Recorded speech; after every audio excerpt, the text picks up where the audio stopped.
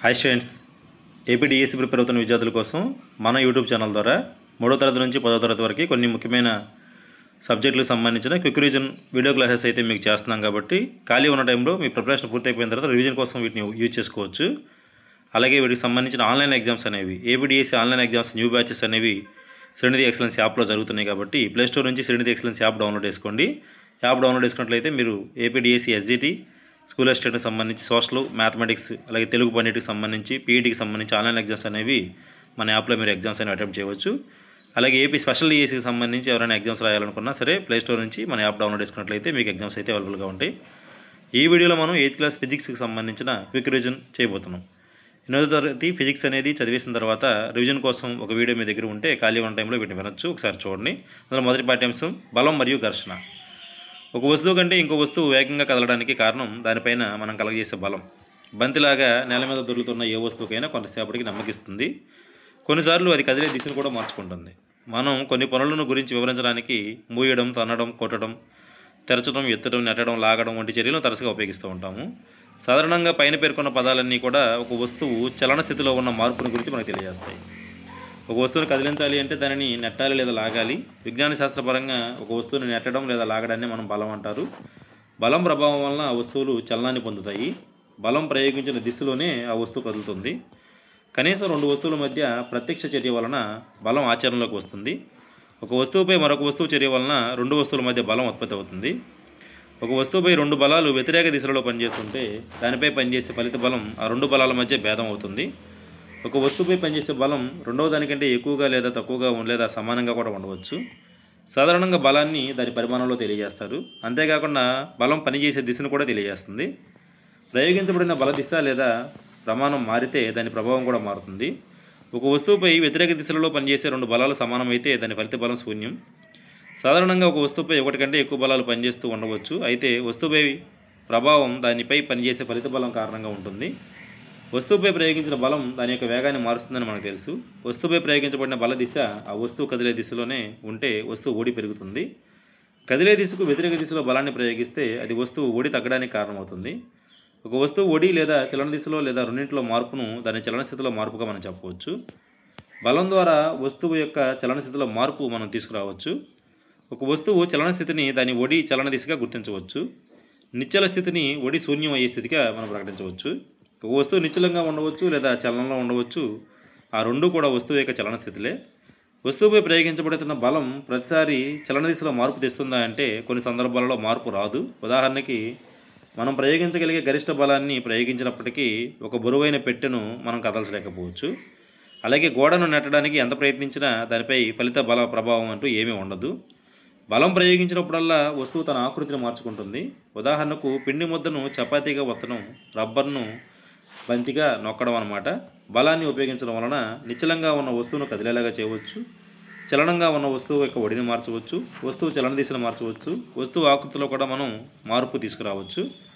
మనం ప్రయోగించే బలం పైన వాటిలో 1 లేదా అంతకన్నా ఎక్కువ ప్రభావాల కారణం కావచ్చు. ఒక వస్తువు ఏది తనంతట తాను చూడలేదు, తనంతట తాను ఒడిని మార్చుకోలేదు, తనంతట తానుగా దిశను మార్చుకోలేదు, తనంతట తానుగా ఆకారాన్ని కూడా మార్చుకోలేదు. స్పర్శా బలాలు. స్పర్శా బలాలకు సంబంధించి కండర బలం అంటే ఒక వస్తువుపై బలాన్ని ప్రయోగించాలంటే మనం ఆ వస్తువుతో ఖచ్చితంగా ప్రత్యక్ష స్పర్శ కలిగి ఉండాలి. అలాంటి బలంలో కండర బలం ఒకటి. ఈ స్పర్శ కూడా కర్ర లేదా తాడుముక్క సహాయంతో కూడా ఉండవచ్చు. మనం స్కూల్ బ్యాగ్ లాంటి వస్తువులను నెట్టడానికి లేదా నీటితో ఉన్న బకెట్ని ఎత్తడానికి కావలసిన బలం శరీరంలోని కండరాల కదలిక వలన కదులుతుంది. మన శరీరంలో కండరాల కదలిక వలన ఏర్పడే బలాన్ని కండర బలం అంటారు. మన శరీరం కదలడం లేదా వంగడంతో కూడిన కృత్యాలను చేయడానికి కండర బలమే వీలు కల్పిస్తుంది. జీర్ణక్రియలో ఆహారనాళం ద్వారా నెట్టబడుతుంది. ఇది కండర బలానికి ఒక ఉదాహరణ. శ్వాసక్రియలో మనం శ్వాస పీల్చినప్పుడు వదులుతున్నప్పుడు ఊపిరితిత్తులలో సంకోచ వ్యాకోశాలు జరుగుతాయి. ఇది కండర బలానికి మరొక ఉదాహరణ. జంతువులు కూడా కండరాలను ఉపయోగించి తమ శారీరక కార్యకలాపాలు, ఇతర పనులను నిర్వహిస్తాయి. ఎద్దులు, గుర్రాలు, గాడిదలు, ఒంటెలు వంటి జంతువులు మనకు వివిధ పనులు చేయడానికి ఉపయోగపడతాయి. ఈ జంతువులన్నీ ఉపయోగించే బలాలు కండర బలాలే. అలాగే మన శరీరంలో మనం గమనించినప్పుడు కండరాల కదలిక వలన ఏర్పడే బలాన్ని కండర బలం అని చెప్పి అంటూ ఉంటారు కదా. ఇలాంటి వాటిల్లో వస్తువుతో ప్రత్యక్ష స్పర్శలో ఉన్నప్పుడు మాత్రమే కండర బలం ఉపయోగపడుతుంది. కావున కండర బలాన్ని స్పర్శా బలం అంటారు. ఇక రెండోది ఘర్షణ బలం. నేలపై దొర్లుతున్న బంతి ఒడి క్రమంగా తగ్గుతూ చివరికి అది నిశ్చల స్థితికి వస్తుంది. మనం సైకిల్ తొక్కడం మానేసినప్పుడు అది క్రమంగా ఆగిపోతుంది. ఇంజిన్ ఆపేస్తే కారు లేదా స్కూటరు నిశ్చల స్థితికి వస్తుంది. తెడ్డు వేయడం ఆపేస్తే పడవ నిశ్చల స్థితికి వస్తుంది. పైన పేర్కొన్న అన్ని సందర్భాలలో పైన బలం ప్రయోగించడం ఆపేసినప్పుడు దానిపైన బలం పనిచేస్తూ ఉన్నట్లు మనకు కనిపించదు. వాటి యొక్క ఒడి క్రమక్రమంగా తగ్గిపోతుంది. కొంత సమయానికి అవన్నీ నిశ్చల స్థితిలోకి వస్తాయి. పై ఉదాహరణలన్నింటిలో కూడా వస్తువు యొక్క చలన స్థితి మార్చడానికి కారణమైన బలమే ఘర్షణ బలం. బంతి యొక్క ఉపరితలానికి నేలకు మధ్య ఉండే ఘర్షణ బలం కదులుతున్న బంతిని నిశ్చల స్థితిలోనికి తీసుకురావడానికి సహాయపడుతుంది. ఆ విధంగా అది నిశ్చల స్థితిలోకి తీసుకొస్తుంది. తర్వాత తెడ్డు వేయడం ఆపేసినప్పుడు నీటికి పడవకి మధ్య ఉండే ఘర్షణ బలం వలన పడవ ఆగిపోతుంది. ఘర్షణ బలం ఎల్లప్పుడూ కూడా చలించే వస్తువులపై మాత్రమే పనిచేస్తుంది. ఘర్షణ బలం యొక్క దిశ ఎల్లప్పుడూ చలించే దిశకు వ్యతిరేకంగా ఉంటుంది. ఉపరితలాల మధ్య స్పర్శ కారణంగా ఘర్షణ బలం పుడుతుంది. కాబట్టి కండర బలం కూడా స్పర్శ బలానికి ఒక ఉదాహరణ. ఒక వస్తువుపై బలాన్ని ప్రయోగించే కారకం దానితో ఎల్లప్పుడూ స్పర్శలో ఉండడం అనేది అవసరమవుతుంది. స్పర్శించని బలాలు అనేవి ఉంటాయి. అంటే ఇవి స్పర్శించుకోకుండానే కూడా బలం కలిగజేస్తాయి. ఉదాహరణకి అయస్కాంత బలం. రెండు అయస్కాంతాల మధ్య కొంత బలం తప్పకుండా పనిచేస్తుంది. దండయస్కాంతం యొక్క సజాతి ధ్రువాలు వికర్షించుకుంటాయి. దండయస్కాంతం యొక్క విజాతి ధ్రువాలు ఆకర్షించుకుంటాయి. వస్తువుల మధ్య ఉండే ఆకర్షణ లేదా వికర్షణలను లాగడం లేదా నెట్టడానికి మరొక రూపంగా చెప్పవచ్చు. అయస్కాంతాల మధ్య బలాన్ని పరిశీలించాలంటే వాటిని స్పర్శలోనికి తీసుకురావాలా? ఒక దండయస్కాంతం మరొక దండయస్కాంతంపై ఎటువంటి స్పర్శ లేకుండా బలాన్ని ప్రయోగించగలుగుతుంది. దండయస్కాంతం ప్రయోగించే బలం స్పర్శించని బలానికి ఒక ఉదాహరణ. ఇనుప ముక్కపై అయస్కాంతం ప్రయోగించే బలం కూడా స్పర్శించని బలానికి ఒక ఉదాహరణ. స్థావర విద్యుత్ బలం. ఒక ఆవేశపూరితమైన వస్తువు మరొక ఆవేశపూరితమైన లేదా ఆవేశరహితమైన వస్తువుపై కలిగేసే బలాన్ని స్థావర విద్యుత్ బలం అంటారు. స్థావర విద్యుత్ బలం స్పర్శించని బలానికి ఒక ఉదాహరణ. ఈ రకమైన బలాలలో వస్తువులు ఒకదానికొకటి స్పర్శలో లేనప్పటికీ ఈ బలం పనిచేస్తుంది. గురుత్వాకర్షణ బలం. భూమి వస్తువులను లాగడం వలన వస్తువులన్నీ తన వైపుకి పడిపోతాయి. ఈ బలాన్ని గురుత్వ బలం లేదా గురుత్వాకర్షణ అంటారు. ఇది ఒక ఆకర్షణ బలం. గురుత్వాకర్షణ బలం అన్ని వస్తువులపైన పనిచేస్తుంది. మనకు తెలియకుండానే మనందరిపైన ఎల్లబెల్లలో ప్రయోగించబడుతూ ఉండే బలం గురుత్వ బలం. కుళాయి తెరిచిన వెంటనే నీరు భూమి మీద ప్రవహించడం ప్రారంభమవుతుంది. ఇది గురుత్వాకర్షణ బలానికి ఒక ఎగ్జాంపుల్. గురుత్వాకర్షణ బలం కారణంగానే నదులలో నీరు ప్రవహిస్తుంది, కిందకి ప్రవహించడం చూస్తూ ఉంటాము. చెట్టుపై నుండి యాపిల్ కింద పడడం కూడా గురుత్వాకర్షణ బలమే. గురుత్వాకర్షణ అనేది కేవలం భూమికి మాత్రమే పరిమితమైంది కాదు. నిజానికి విశ్వంలో ఉన్న ప్రతి వస్తువు, అది చిన్నదైనా పెద్దదైనా, ఇతర వస్తువులన్నిటిపైన కూడా బలాన్ని ప్రయోగిస్తుంది. ఈ బలాన్ని గురుత్వాకర్షణ బలం అంటారు. పీడనం. గాలి, వాన లేదా తుఫాన్ సమయంలో బలమైన గాలుల ప్రభావం వలన ఒక్కొక్కసారి ఇంటి పైకప్పులు ఎగిరిపోతాయి. గాలి పీడనాలలో తేడాలు తుఫాన్లకు కారణమవుతాయి. ఏదైనా పని కొంచెం సులువుగా చేయడం అనేది బలం ప్రయోగించే ఉపరితల వైశాల్యం పైన ఆధారపడి ఉంటుంది. ప్రమాణ వైశాల్యంపై గల తలంపై పనిచేసే బలాన్ని పీడనం అంటారు. పీడనం బలం బై అది ప్రయోగించబడే వైశాల్యం. భారీ బరువులను మోయవలసి వచ్చినప్పుడు కూలి తన తలపై గుండ్రంగా చుట్టిన గుడ్డను ఎందుకు పెట్టుకుంటాడో తెలుసా? అలా చేయడం వలన వారి తలతో బరువుకు ఉన్న స్పర్శ వైశాల్యాన్ని పెంచగలుగుతారు. అందువలన వారి తలపై పీడనం తగ్గుతుంది. వారికి బరువులను మోయడం సులభమవుతుంది. తలపై ప్రయోగించబడిన సమాన బలానికి వైశాల్యం తగ్గితే పీడనం పెరుగుతుంది. మేకు తలభాగం కంటే దాని మొనభాగం వైశాల్యం ఎక్కువగా ఉంటుంది. అందువలన అదే బలం మేకు కొనభాగాన్ని చెక్క లోపలికి దించడానికి తగినంత పీడనాన్ని ఉత్పత్తి చేస్తుంది. భుజానికి తగిలించే సంచులకు సన్నని పట్టీ కాకుండా వెడల్పాటి పట్టీలు వేస్తారు. దానికి కూడా కారణం పీడన బలాన్ని నివారించడం కోసం. కత్తిరించడానికి ఉపయోగించబడే సాధనాలు ఎల్లప్పుడూ పొడవైన అంచులు కలిగి ఉంటాయి. దానికి కారణం కూడా పీడనాన్ని తగ్గించడం. ద్రవాలు పాత్ర గోడలపైన పీడనాన్ని కలుగజేస్తాయి. వాయువులు కూడా పీడనాన్ని కలుగజేస్తాయి. కారుతున్న అతుకుల గుండా ఒక నీటి సరఫరా పైపులలో రంధ్రాల గుండా పోయే నీరు ఫౌంటైన్ లాగా రావడాన్ని మనం చూస్తాము. ఇది పైపుల గోడలపై నీరు పీడనాన్ని కలిగించడం వల్ల జరుగుతుంది. గాలి అనేది అన్ని దిశల్లోనూ కూడా పీడనాన్ని కలుగజేస్తుంది. వాయువులు కూడా వాటి పాత్ర గోడలపై పీడనాన్ని కలుగజేస్తాయి. మన చుట్టూ ఆవరించి ఉన్న గాలిని వాతావరణం అంటారు. వాతావరణం భూమి ఉపరితలం నుంచి అనేక కిలోమీటర్ల ఎత్తు వరకు వ్యాపించి ఉంది. ఈ గాలి వలన కలిగే పీడనాన్ని వాతావరణ పీడనం అంటారు. ప్రమాణ వైశాల్యం గల తలంపై పనిచేసే బలాన్ని పీడనం అంటారు. ప్రమాణం వైశాల్యంపై గాలితో నిండిన ఒక స్తూపాకార పొడవైన పాత్ర ఊహించినట్లయితే ఆ స్తూపాకార పాత్రలోని గాలిపై పనిచేసే గురుత్వాకర్షణ బలమే వాతావరణ పీడనం. మన శరీరంలోని పీడనం కూడా వాతావరణ పీడనంతో సమానంగా ఉండి బయట నుండి వచ్చే పీడనాన్ని సమతుల్యం చేస్తుంది. 17వ శతాబ్దానికి చెందిన ఒట్టో వాన్ గేరిక్ అనే జర్మన్ శాస్త్రవేత్త పాత్ర నుంచి గాలిని బయటికి తీయడానికి పంపును కనిపెట్టాడు. ఈ పంపు సహాయంతో అతడు గాలి పీడన బలాన్ని నాటకీయంగా ప్రదర్శించాడు. అతను ఒక్కొక్కటి 51 సెంటీమీటర్ల వ్యాసం కలిగిన 2 బోలు లోహ అర్ధగోళాలను జత చేసి వాటి నుండి గాలిని పంపుతో తీసివేశాడు. అప్పుడు అతను వాటిని వేరు చేయడానికి ప్రతి అర్ధగోళానికి 8 గుర్రాలను విడివిడిగా కట్టాడు. వాయు పీడన అధిక బలం వలన అర్ధగోళాలు వేరు కాలేదు. బలం అనేది నెట్టడం వలన లేదా లాగడం వలన కావచ్చు అనమాట. ఈ 8 అర్ధగోళాలు అనేవి ఒక్కొక్క 8 గోళాలను విడిగా కట్టాడు అనమాట.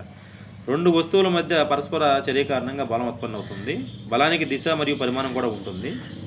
ఒక వస్తువు ఒడిలో లేదా చలనదిశలో లేదా రెండింటిలో కలిగే మార్పు వస్తువు చలన స్థితిలో మార్పుని మనకి తెలియజేస్తుంది.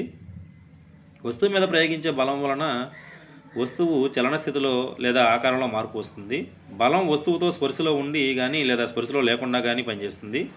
ప్రమాణ వైశాల్యం పైన ప్రయోగించబడిన బలాన్ని పీడనం అంటారు. ద్రవాలు, వాయువులు అవి ఉండే పాత్ర గోడల మీద పీడనాన్ని కలిగేస్తాయి.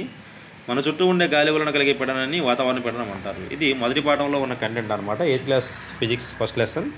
సో ఈ లెసన్ పైన మనకి ఎగ్జామ్ రాస్తే బెటర్గా ఉంటుంది అనుకున్నప్పుడు ఈ లెసన్ అనే కాదు, 3వ తరగతి నుంచి 10వ తరగతి వరకు టెక్స్ట్ బుక్లో ఉన్న ప్రతి లెసన్ మీద ఒక్కొక్క ఎగ్జామ్ మనం ప్రాక్టీస్ చేస్తే ఎగ్జామ్ చదవడం, తర్వాత వెంటనే ఆన్లైన్ ఎగ్జామ్ రాసుకుని ప్రాక్టీస్ చేసుకోవడం, వాటితో పాటు psychology exams, methods exams, Telugu, English, maths, science, social methods exams, GK exams, pi exams ఇవన్నీ ఒకే కోర్సులో ఉన్నాయి. మొత్తం ఆ ఒకే కోర్సు మీరు తీసుకున్నట్లయితే మీకు మొత్తం ఆన్లైన్ ఎగ్జామ్స్ అనేవి మీకు నచ్చిన చాప్టర్ ఓపెన్ చేసి ఎగ్జామ్స్ అన్ని ప్రాక్టీస్ చేసుకోవచ్చు, చదివిన వెంటనే ఎగ్జామ్స్ రాసుకోవచ్చు, రివిజన్ కూడా ఈజీగా అవుతుంది.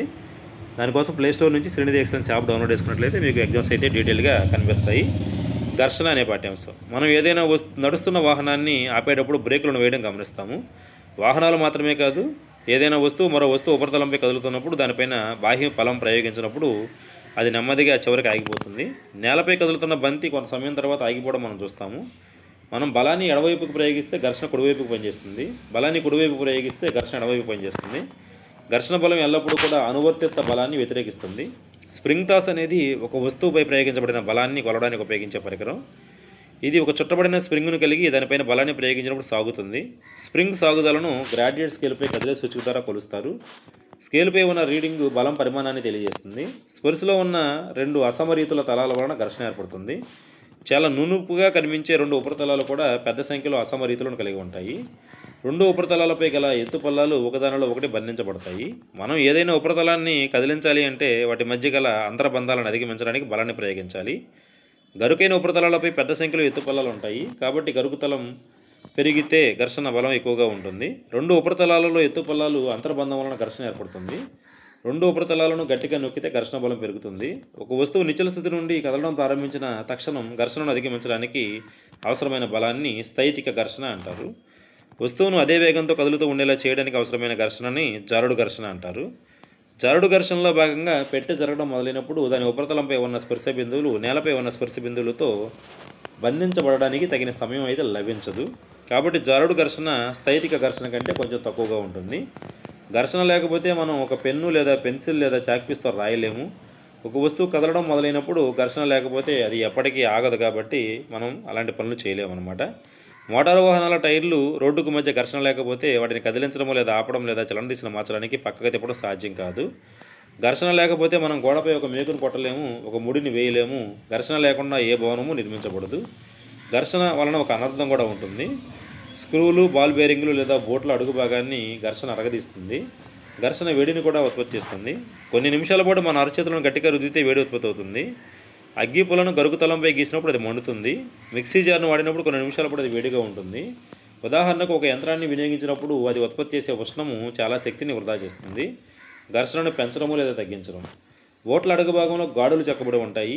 ఈ గాడులు బోట్లకు నేలపై మెరుగైన పట్టును అందించడానికి సహకరిస్తాయి. కార్లు, ట్రక్కులు, బుల్డోజర్లకు గాడులు కలిగిన టైర్లు నేలపై మెరుగైన పట్టును అందిస్తాయి. సైకిల్స్, మోటార్ వాహనాల బ్రేక్ సిస్టంలో బ్రేక్ ప్యాడ్లను వినియోగించడం ద్వారా కూడా ఘర్షణ పెంచవచ్చు. సైకిల్ నడుపుతున్నప్పుడు బ్రేక్ ప్యాడ్లు చక్రాలను తాకవు. మనం బ్రేక్ లెవర్ను నొక్కినప్పుడు ఈ పొడి ఘర్షణ వలన రిమ్ కదలికకు ఆపుతాయి. కబడ్డీ ఆటగాళ్ళు తమ ప్రత్యర్థులను మెరుగ్గా పట్టుకోవడం కోసం తమ చేతులను మట్టితో రుద్దడం మనం చూసే ఉంటాము. జిమ్నాస్టిక్లు చేసేవారు మెరుగైన పట్టు కోసం ఘర్షణను పెంచడానికి వారి చేతులపై కొన్ని గరుకు పదార్థాలను రాసుకుంటారు. కొన్ని పరిస్థితుల్లో ఘర్షణ అవసరం లేదు, కాబట్టి మనం దానిని తగ్గించవలసి ఉంటుంది. క్యారమ్ బోర్డు ఆడేటప్పుడు దానిపైన మెత్తని పౌడర్ చల్లుతారు, ఎందుకంటే ఘర్షణ తగ్గించడం కోసం. తలుపు మడత బందుల మధ్య కొన్ని చుక్కల నూనె పోస్తే తలుపు సజావుగా కదులుతుంది. నూనె పోయడం అనేది కూడా ఘర్షణ తగ్గించడానికి. ఒక సైకిలు, మోటార్ మెకానిక్ యంత్రాలు కదిలే భాగాల మధ్య గ్రీజ్ ఉపయోగిస్తారు, ఎందుకంటే సామర్థ్యాన్ని పెంచడం కోసము మరియు ఘర్షణ తగ్గించడం కోసము. యంత్రం కదిలే భాగాల మధ్య చమురు, గ్రీజు లేదా గ్రాఫైట్ పోయడం వలన అక్కడ ఒక పలుచటి పొర ఏర్పడుతుంది. కదిలే ఉపరితలాలు ఒకటికొకటి నేరుగా రాపిడికి గురి కాకుండా ఈ పొర ఆపుతుంది. ఎత్తుపల్లాలు అంతర్బంధనం చెదరకుండా చాలా వరకు నివారిస్తాయి. కదలిక సాఫీగా మారుతుంది. ఘర్షణను తగ్గించే పదార్థాలను కందెనలు అంటారు. కొన్ని యంత్రాలలో నూనెను కందెనగా ఉపయోగించడం మంచిది కాదు, ఎందుకంటే కదిలే భాగాల మధ్య గాలి దిండు ఘర్షణను తగ్గించడానికి ఉపయోగపడుతుంది. ఘర్షణను పూర్తిగా తొలగించలేము. ఏ ఉపరితలము సంపూర్ణంగా నునిపోయింది కాదు, ఎత్తుపల్లాలు కూడా ఉంటాయి. చక్రాలు అమర్చిన లగేజీ ఇతర సామాన్లను మనం చూస్తూ ఉంటాము. ఇలాంటి సందర్భాలలో చక్రాలు ఘర్షణ తగ్గిస్తాయి. ఒక వస్తువు మరొక వస్తువు ఉపరితలంపై దొర్లుతున్నప్పుడు దాని కదలికకు ఉండే నిరోధకతను దొర్లుడు ఘర్షణ అంటారు. దొర్లుడు అనేది ఘర్షణను తగ్గిస్తుంది. ఒక వస్తువు మరొక దానిపైకి జారడం కంటే దొర్లేటట్టు చేయడం ఎప్పుడూ సులభంగానే ఉంటుంది. రోలర్లు అమర్చిన సామాన్లను లాగడం సులువుగా ఉంటుంది. దొర్లుడు ఘర్షణ స్థైతిక ఘర్షణ కంటే తక్కువ కాబట్టి బాల్ బేరింగ్లను ఉపయోగించడం ద్వారా జారుడుకు బదులుగా దొర్లేటట్లు చేస్తారు. చక్రాల మధ్య భాగము సీలింగ్ ఫ్యాన్లకి సైకిల్ మధ్య బాల్ బేరింగ్లను ఉపయోగించడం అనేది సాధారణ ఉదాహరణలు. ప్రవాహి ఘర్షణ. గాలి చాలా తేలికగా పలుచగా ఉంటుంది. గాలి గుండా కదిలే వస్తువులపైన గాలి ఘర్షణ బలాన్ని కలిగిస్తుంది. నీరు ఇతర ద్రవాలు వాటి ద్వారా వస్తువులు కదిలినప్పుడు ఘర్షణ బలాన్ని కలిగిస్తాయి. శాస్త్రీయ భాషలో వాయువులు ద్రవాల సాధారణ పేరు. వీటిని ప్రవాహులు అంటారు. ప్రవాహులు వాటి గుండా చలనంలో ఉన్న వస్తువులపై ఘర్షణ బలాన్ని కలిగిస్తాయి. ప్రవాహులు ప్రయోగించే ఘర్షణ బలాన్ని డ్రాగ్ లేదా ప్రవాహి ఘర్షణ అంటారు. ప్రవాహిలోని వస్తువుపై ఘర్షణ బలం ప్రవాహితో సంబంధించి దాని సాపేక్ష వేగం పైన ఆధారపడి ఉంటుంది. ఘర్షణ బలం వస్తువు యొక్క ఆకృతి ప్రవాహి స్వభావం పైన కూడా ఆధారపడి ఉంటుంది. వస్తువులు ప్రవాహాలలో చలించేటప్పుడు దానిపైన పనిచేసే ఘర్షణను అవి అధిగమించవలసి ఉంటుంది. ఈ ప్రక్రియలో అవి శక్తిని కోల్పోతాయి. అందువలన ఘర్షణను తగ్గించడం కోసం ప్రయత్నాలు జరుగుతాయి. కాబట్టి వస్తువులు ప్రత్యేక ఆకృతులలో రూపొందించబడ్డాయి. వాస్తవానికి ప్రకృతిలో పక్షులు, చేపలు నిరంతరం ప్రవాహికలలో చలిస్తూ ఉంటాయి. వాటి శరీరాలు ఘర్షణను అధిగమించడంలో తక్కువ శక్తిని కోల్పోయేలా ఆకారాలను కలిగి ఉంటాయి. వాస్తవానికి అన్ని వాహనాలు ప్రవాహి ఘర్షణను తగ్గించే విధంగా ఆకృతులు కలిగి ఉండేలా రూపొందించబడ్డాయి. స్పర్శలో ఉన్న రెండు ఉపరితలాల మధ్య సాపేక్ష చలనాన్ని ఘర్షణ వ్యతిరేకిస్తుంది. ఇది రెండు ఉపరితలాలపై పనిచేస్తుంది. ఘర్షణ అనేది ఉపరితలాల స్వభావంపై ఆధారపడి ఉంటుంది. ఇచ్చిన జత ఉపరితలాలపై ఘర్షణ ఉపరితలాల నునుపుదనంపై ఆధారపడి ఉంటుంది. ఘర్షణ అనేది రెండు ఉపరితలాలు ఒకదానికొకటి ఎంత గట్టిగా నొక్కబడి ఉంటాయి అనే దాని మీద ఆధారపడి ఉండే ఒక అంశం అన్నమాట. మనం వస్తువును నిశ్చల స్థితి నుంచి కదిలించడానికి ప్రయత్నించినప్పుడు స్థైతిక ఘర్షణ పనిచేస్తుంది. ఒక వస్తువు మరొక దానిపై జారుతున్నప్పుడు జారుడు ఘర్షణ పనిచేస్తుంది. జారుడు ఘర్షణ స్థైతిక ఘర్షణ కంటే తక్కువ. ఉపరితలాన్ని గరుకుగా చేయడం ద్వారా ఘర్షణ పెంచవచ్చు. ఘర్షణను పెంచడానికి బోట్ల అడుగు భాగము, వాహనాల టైర్లు గాళ్లు కలిగి ఉంటాయి. ఘర్షణ కొన్నిసార్లు అవాంఛనీయమైనది. కందెనలు ఉపయోగించడం వల్ల ఘర్షణ తగ్గించవచ్చు. ఒక వస్తువు మరొక వస్తువుపై దొర్లినప్పుడు దొర్లుడు ఘర్షణ పనిచేస్తుంది. జారుడు ఘర్షణ కంటే దొర్లుడు ఘర్షణ తక్కువ. బాల్ బేరింగ్లు ఉపయోగించడం వలన అనేక యంత్రాలలో ఘర్షణ తగ్గించబడుతుంది. ప్రవాహాలలో కదిలే వస్తువుకు తగిన ఆకృతులు ఇవ్వడం ద్వారా ప్రవాహి ఘర్షణను తగ్గించవచ్చు అనమాట. ఇది సెకండ్ లెసన్. ఇక థర్డ్ లెసన్ వచ్చేటప్పటికి నేల, బొగ్గు, పెట్రోలియం అనే లెసన్. మనం మన ప్రాథమిక అవసరాల కోసం అనేక రకాల పదార్థాలను ఉపయోగిస్తూ ఉంటాము. ఈ పదార్థాలలో కొన్ని ప్రకృతి సిద్ధంగా దొరికే ఉంటాయి, మరికొన్ని మానవుని ప్రయత్నాల వల్ల దొరికే ఉంటాయి అన్నమాట. గాలి, నేల, నీరు, ఖనిజ లవణాలు ఇవన్నీ ప్రకృతి నుంచి లభించాయి కాబట్టి వీటిని సహజ వనరులు అంటారు. ప్రకృతిలో వివిధ వనరుల లభ్యత దృష్ట్యా సహజ వనరులను మనం రెండు రకాలుగా వర్గీకరించవచ్చు. ఒకటి తరగని సహజ వనరులు.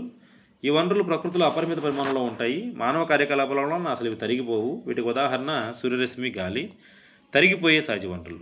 ప్రకృతిలో ఈ వనరుల పరిమాణం పరిమితంగా ఉంటుంది. ఇవి మానవుని కార్యకలాపాల వల్ల తగ్గిపోతాయి. ఈ వనరులకు ఉదాహరణ అడవులు, వన్యప్రాణులు, ఖనిజాలు, నేల, బొగ్గు, పెట్రోలియం, సహజ వాయువు. బొగ్గు, పెట్రోలియం, సహజ వాయువు వంటివి జీవుల మృత అవశేషాల నుండి తయారయ్యాయి కాబట్టి వీటిని శిలాజ ఇంధనాలు అంటారు. నేల బొగ్గు రాయిలా గట్టిగా ఎరుపు రంగులో ఉంటుంది. ఆహారాన్ని వండడానికి ఉపయోగించే ఇంధనాలలో నేల బొగ్గు ఒకటి. పూర్వం రైలు ఇంజన్లలో నీటి ఆవిరి ఉత్పత్తి చేసి ఇంజన్ నడపడానికి నేల బొగ్గును ఉపయోగించేవారు. నేల బొగ్గును థర్మల్ పవర్ స్టేషన్లో విద్యుత్ ఉత్పత్తి చేయడానికి ఉపయోగిస్తారు. వివిధ పరిశ్రమలలో నేల బొగ్గును ఇంధనంగా ఉపయోగిస్తారు. సుమారుగా 300 మిలియన్ సంవత్సరాల క్రితం భూమి లోతట్టు, చిత్తడి ప్రాంతాలలో దట్టమైన అడవులను కలిగి ఉండేది. వరదల వలన ఈ అడవులన్నీ కూడా భూమిలోనికి కూరుకుపోయాయి. ఈ భూమి లోపలికి పోయే కొద్ది ఉష్ణోగ్రత కూడా పెరగడం వలన పీడన ఉష్ణోగ్రత ప్రభావం వలన చనిపోయిన మొక్కలు నెమ్మదిగా నేలబొగ్గుగా మారాయి. నేలబొగ్గులో ప్రధానంగా కార్బన్ ఉన్నందువలన వృక్ష సంపద నెమ్మదిగా నేలబొగ్గుగా మారే ప్రక్రియ మనం కార్బోనైజేషన్ అంటారు. జీవ పదార్థం అవశేషాల నుండి ఏర్పడిన నేలబొగ్గును శిలాజ ఇంధనం అంటారు. గాలిలో వేడి చేసినప్పుడు నేలబొగ్గు ప్రధానంగా కార్బన్ డైఆక్సైడ్ మరియు వాయువుని ఉత్పత్తి చేస్తాయి. నేలబొగ్గును పారిశ్రామికంగా శుద్ధి చేయడం ద్వారా కోక్, కోల్ గ్యాస్ వంటి ఉపయుక్తమైన పదార్థాలు తయారు చేస్తారు. కోక్ ఇది దృఢమైన నల్లని సచ్చిద్ధ పదార్థం. ఇది కార్బన్ యొక్క దాదాపు స్వచ్ఛమైన రూపం. స్టీల్ తయారీలోను, పలు లోహాల తయారీలోనూ కూడా కోక్ను ఉపయోగిస్తారు. కోల్దార్ ఇది దుర్వాసన గల నల్లని చిక్కనైన ద్రవం. ఈ పదార్థం దాదాపు 200 పదార్థాల మిశ్రమం. కోల్తార్ నుంచి పొందిన ఉత్పత్తులను మనం నిత్య జీవితంలో ఉపయోగించే అనేక పదార్థాల తయారీలో ముడిసరుకుగాను కృత్రిమ అద్దకాలు, ఔషధాలు, పెలుడు పదార్థాలు, పరిమళ ద్రవ్యాలు, ప్లాస్టిక్లు, పెయింట్స్, ఫోటోగ్రాఫిక్ పదార్థాలు, ఇంటి పైకప్పుకు వాడే పదార్థాల తయారీలో కూడా ఈ కోల్తార్ నుంచి వచ్చిన ఉత్పత్తులను ఉపయోగిస్తారు.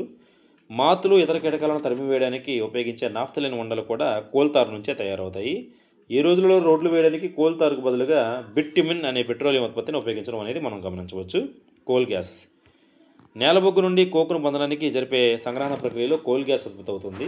నేలబొగ్గు శుద్ధి చేయు కేంద్రాలకు దగ్గరగా ఉన్న అనేక కర్మాగారాలలో కోల్ గ్యాస్ ఇంధనంగా ఉపయోగిస్తారు. వీధి దీపాలను వెలిగించడానికి మొట్టమొదటిగా 1810వ సంవత్సరంలో లండన్లో, 1820వ సంవత్సరంలో న్యూయార్క్లో కోల్ గ్యాస్ను ఉపయోగించారు. ఈ రోజులలో దీనిని ఎక్కువగా కాంతి జనకంగా కంటే ఉష్ణజనకంగా ఉపయోగిస్తున్నారు అన్నమాట. పెట్రోలియం అనే సహజ వనరు నుండి పెట్రోల్ మరియు డీజిల్ లభిస్తాయి. మోటార్ సైకిళ్ళు లేదా స్కూటర్లు, కార్లు లేదా తేలికపాటి ఆటోమొబైల్స్లో పెట్రోల్ని ఇంధనంగా ఉపయోగిస్తారు. ట్రక్కులు, ట్రాక్టర్ల వంటి భారీ మోటార్ వాహనాలు డీజిల్తో నడుస్తాయి. పెట్రోలియం అనే పదం పెట్రా అంటే రాక్, ఓలియం అంటే నూనె నుంచి ఉద్భవిస్తుంది. పెట్రోలియంను భూమి కింద ఉన్న రాళ్ల మధ్య నుండి వెలికి తీయడం అనేది మనం గమనించవచ్చు అనమాట. సముద్రంలో నివసించే జీవుల నుండి పెట్రోలియం ఏర్పడుతుంది. ఈ జీవులు చనిపోవడంతో వాటి అవశేషాలు సముద్రం అడుగు భాగానికి చేరుకుని ఇసుక, మట్టి పొరలతో కప్పబడతాయి. కొన్ని మిలియన్ సంవత్సరాల పాటు గాలి లేకపోవడం, అధిక ఉష్ణోగ్రత, అధిక పీడనంలో ఉంచడం వలన ఈ అవశేషాలు పెట్రోలియం మరియు సహజవాయువుగా రూపాంతరం చెందాయి. పెట్రోలియం మరియు ఆయిల్ ఇంజన్ మరియు గ్యాస్ కలిగి ఉన్న పొర నీటి పైన ఉంటుంది. చమురు వాయువు నీటి కంటే తేలికైంది కాబట్టి చమురు అనేది నీటితో కలవదు. ప్రపంచంలోనే మొట్టమొదటి చమురు బావుని 1859 సంవత్సరంలో అమెరికాలోని పెన్సిల్వేనియాలో తవ్వారు. 8 సంవత్సరాల తర్వాత 1867 సంవత్సరంలో అస్సాంలోని ముకుం నందు చమురు ఉన్నట్లు గుర్తించారు. భారతదేశంలో అస్సాము, గుజరాత్, ముంబై హై, గోదావరి, కృష్ణా పరివాహక ప్రాంతాలలో చమురు గుర్తించారు. పెట్రోలియం శుద్ధి పెట్రోలియం ముదురు రంగు కలిగి జిడ్డుగా ఉండే ద్రవం. పెట్రోలియం దుర్వాసన కలిగి ఉంటుంది. పెట్రోలియం గ్యాస్, డీజిల్, పెట్రోలు, కందిన నూనె, పారాఫిన్ మైనం మొదలైన అనుఘటకాల మిశ్రమం. పెట్రోలియం యొక్క వివిధ అనుఘటకాలు లేదా అంశీభూతాలను వేరు చేయడం పెట్రోలియం శుద్ధి అంటారు. పెట్రోలియం శుద్ధి కర్మాగారంలో ఉపయోగపడుతుంది. పెట్రోలియం యొక్క అంశీభూతాలు, వాటి ఉపయోగాలు. ద్రవరూపంలో ఉన్న పెట్రోలియం గ్యాస్ చూస్తే గృహాలు మరియు పరిశ్రమలకు ఇంధనంగా ఉపయోగపడుతుంది. పెట్రోలు మోటార్ ఇంధనము, విమాన ఇంధనము, డ్రై క్లీనింగ్ వరకు ఉపయోగిస్తారు. కిరోసిన్ స్టవ్లు, దీపాలు, జెట్ విమానాలలో ఇంధనంగా ఉపయోగపడుతుంది. డీజిల్ భారీ మోటార్ వాహనాలకు ఇంధనము, విద్యుత్ జనరేటర్లు ఉపయోగపడుతుంది. కందెనలు తలాల మధ్య ఘర్షణను తగ్గించడానికి కందెనలు ఉపయోగపడతాయి. పారాఫిన్ మైనము లేపనాలు, క్రొవ్వొత్తులు, వ్యాసలిన్ మొదలైన తయారు చేయడంలో ఉపయోగపడతాయి. బిట్యుమిన్ పెయింట్స్, రోడ్ల ఉపరితలాలు వేయడానికి ఉపయోగపడతాయి. పెట్రోలియం సహజ వాయువు నుంచి అనేక ఉపయోగకరమైన పదార్థాలు లభిస్తాయి. వాటిని పెట్రోకెమికల్స్ అంటారు. వీటిని డిటర్జెంట్లు, కృత్రిమ దారాలు, పాలిథిన్, ఇతర మానవ నిర్మిత ప్లాస్టిక్ల తయారీలో ఉపయోగిస్తారు. కృత్రిమ దారాలు అనగా ప్లాస్టిక్, పాలిస్టర్, నైలాన్, అక్రలిక్ మొదలైనవి. సహజ వాయువు నుంచి పొందిన హైడ్రోజన్ వాయువు ఎరువుల తయారీలో ఉపయోగిస్తారు. పెట్రోలియం యొక్క వాణిజ్య ప్రాముఖ్యత కారణంగా దీనిని నల్ల బంగారం అంటారు. సహజ వాయువు చాలా ముఖ్యమైన శిలాజ ఇంధనం, ఎందుకంటే దీనిని పైపుల ద్వారా రవాణా చేయడం సులభం. సహజ వాయువు అధిక పీడనం వద్ద సంపీడనం సహజ వాయువుగా మారుతుంది, సిఎన్జిగా మారుతుంది. సిఎన్జి అంటే కంప్రెస్డ్ న్యాచురల్ గ్యాస్. సిఎన్జిని విద్యుత్ ఉత్పత్తికి ఉపయోగిస్తారు. ఇది తక్కువ కాలుష్యాన్ని కలిగిస్తుంది, అందువలన దీనిని రవాణా వాహనాలకు ఇంధనంగా ఉపయోగిస్తారు. సిఎన్జి స్వచ్ఛమైన ఇంధనం. గొట్టాల ద్వారా సరఫరా చేయబడి గృహాలు, కర్మాగారాల్లో నేరుగా మానడం సిఎన్జి యొక్క ప్రయోజనం. గొట్టాల ద్వారా పంపిణీ చేసే ఇటువంటి వ్యవస్థ ఢిల్లీలోని కొన్ని ప్రాంతాలు, వడోదర అంటే గుజరాత్లో ఉన్న ఇతర ప్రదేశాల్లో కూడా ఉంది. సహజ వాయువును అనేక రసాయనాలు, ఎరువుల తయారీకి ముడి పదార్థంగా ఉపయోగిస్తారు. భారతదేశం అపారమైన సహజ వాయు నిల్వలను కలిగి ఉంది. మన దేశంలో త్రిపుర, రాజస్థాన్, మహారాష్ట్ర, కృష్ణా, గోదావరి డెల్టాలో సహజ వాయువు కనుగొనబడింది. చనిపోయిన జీవుల నుండి ప్రయోగశాలలో బొగ్గు, పెట్రోలియం, సహజ వాయువులను తయారు చేయలేము. వీటి నిర్మాణం చాలా నెమ్మదిగా జరిగే ప్రక్రియ. ప్రయోగశాలలో వీటి నిర్మాణం కోసం అనవసరమైన పరిస్థితుల్ని సృష్టించలేము. ఈ సహజ ఇంధనాలు అధికంగా వాడడం వల్ల గ్లోబల్ వార్మింగ్ పెరుగుతుంది. వీటి వాడకం తగ్గించడం వలన మెరుగైన పర్యావరణం ఏర్పడుతుంది. గ్లోబల్ వార్మింగ్ ప్రమాదం కూడా తగ్గిపోతుంది. అంతేకాకుండా వీటి వాడకం తగ్గించడం వలన ఎక్కువ కాలం అందుబాటులో ఉంటాయి. భారతదేశంలో వాహనాలు నడిపేటప్పుడు పెట్రోలియం లేదా డీజిల్ ఎలా ఆదా చేసుకోవాలో పెట్రోలియం కన్జర్వేషన్ రీసెర్చ్ అసోసియేషన్ వారు ప్రజలకు తెలియజేస్తారు. సలహాలు: వీలైనంత వరకు స్థిరమైన వేగంతో, మితమైన వేగంతో ప్రయాణించాలి. ట్రాఫిక్ లైట్ల వద్ద లేదా మీరు వేచి ఉండవలసిన ప్రదేశంలో ఇంజిన్ ఆపివేయాలి. టైరు పీడనం తగినంతగా ఉందని నిర్ధారించుకోవాలి. ఇవన్నీ కూడా మామూలుగా జరిగేవే. శిలాజ ఇంధనాలు అనేవి తరిగిపోయే శక్తి వనరులు. ఎగ్జాంపుల్స్: కోకు, కోల్దారు, కోల్ గ్యాస్, నేల ఉత్పత్తులు మొదలవి. పెట్రోలియం శుద్ధి చేయడం ద్వారా petroleum, gas, petrol, diesel, kerosene, paraffin మైనము లభిస్తాయి. నేలబొగ్గు, పెట్రోలియం వనరులు పరిమితంగా ఉన్న మనం వాటిని తెలివిగా ఉపయోగించుకోవడం అనేది జరగాలన్నమాట. ఇది ఈ పాఠంలో వచ్చే అంశాలు. తర్వాత పాఠ్యాంశం వచ్చి కృత్రిమ దారాలు మరియు ప్లాస్టిక్లు అనే పాఠ్యాంశం. మనం దారాలతో తయారైన దుస్తులు ధరిస్తాము. సహజ లేదా కృత్రిమ వనరుల నుంచి పొందిన దారాల నుంచి వస్తువులు తయారు చేస్తారు. గృహోపకరణాల తయారీలో దారాలను కూడా పెద్ద మొత్తంలో వాడతారు. నూలు, పట్టె, ఉన్ని వంటి సహజ దారాలు మొక్కలు లేదా జంతువుల నుంచి లభిస్తాయి.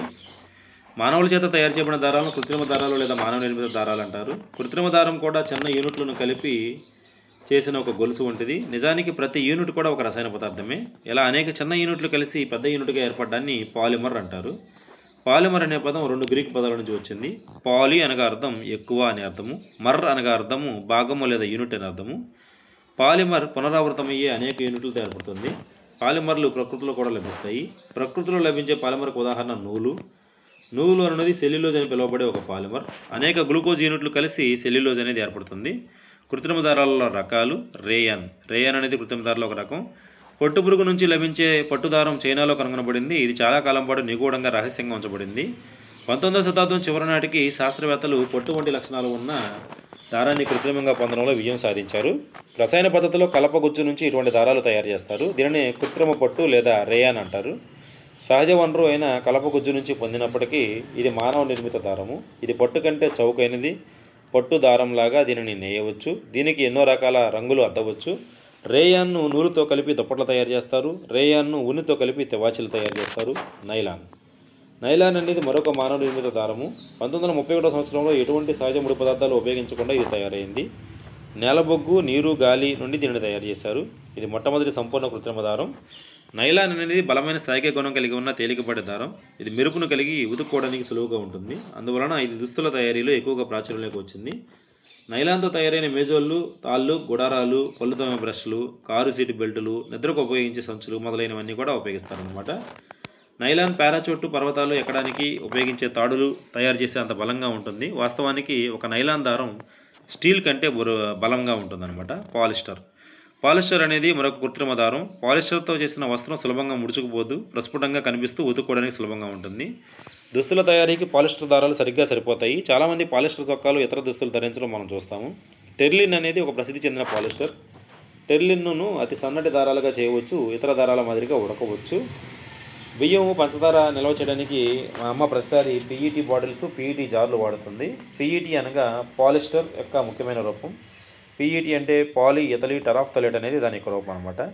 సీసాలు, వంట పరికరాలు, ఫిల్మ్ తీగలు వంటి ఎన్నో ఉపయోగకరమైన వస్తువుల తయారీలో PET ఉపయోగిస్తారు. ఎస్టర్ అనే పునరావృత రసాయన యూనిట్ల వలన కలిగిన ఒక పాలిస్టర్ అనమాట. అది ఎస్టర్ అంటే పండ్లకు వాసన ఇచ్చే రసాయనం. పాలికాట్, పాలివూల్, టెర్రికాట్ అనే పేర్లతో మనం దుస్తులు కొంటూ ఉంటాము. పాలికాట్ అనేది పాలిస్టర్ మరియు నూలు యొక్క మిశ్రమము. పాలివూల్ అనేది పాలిస్టర్ మరియు ఊలు యొక్క మిశ్రమము. శీతాకాలంలో వేసుకునే చలికోట్లు, శాలువాలు చాలా వరకు సహజ ఊలు నుంచి తయారు చేసినవి కాదు. ఇది ఆక్రలిక్ అనే మరో దారంతో తయారు చేస్తారు.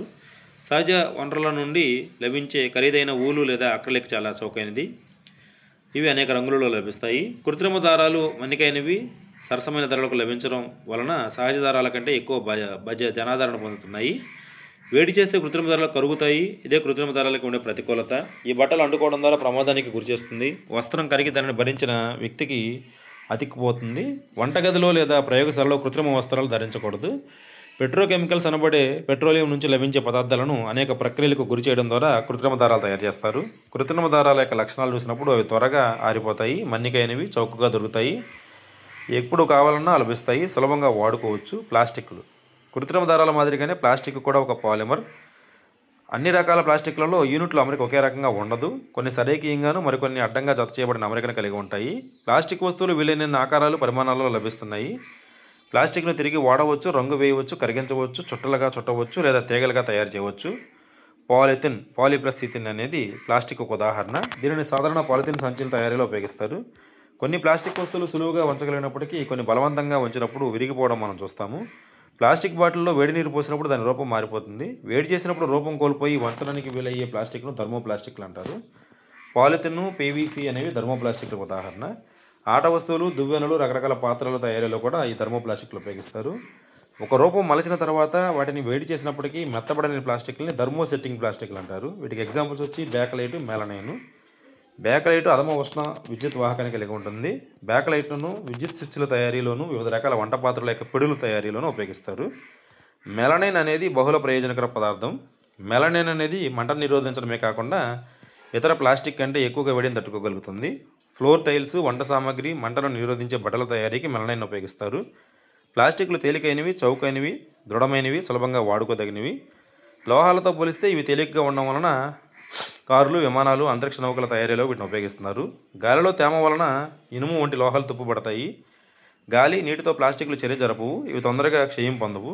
అనేక రసాయనాలతో సహా వివిధ రకాల పదార్థాలను నిల్వ చేసినప్పుడు ప్లాస్టిక్ను ఉపయోగిస్తున్నారు. ప్లాస్టిక్ అనేది చర్యశీలత లేనిది, ప్లాస్టిక్ తేలికైంది, బలమైంది, మన్నికైంది.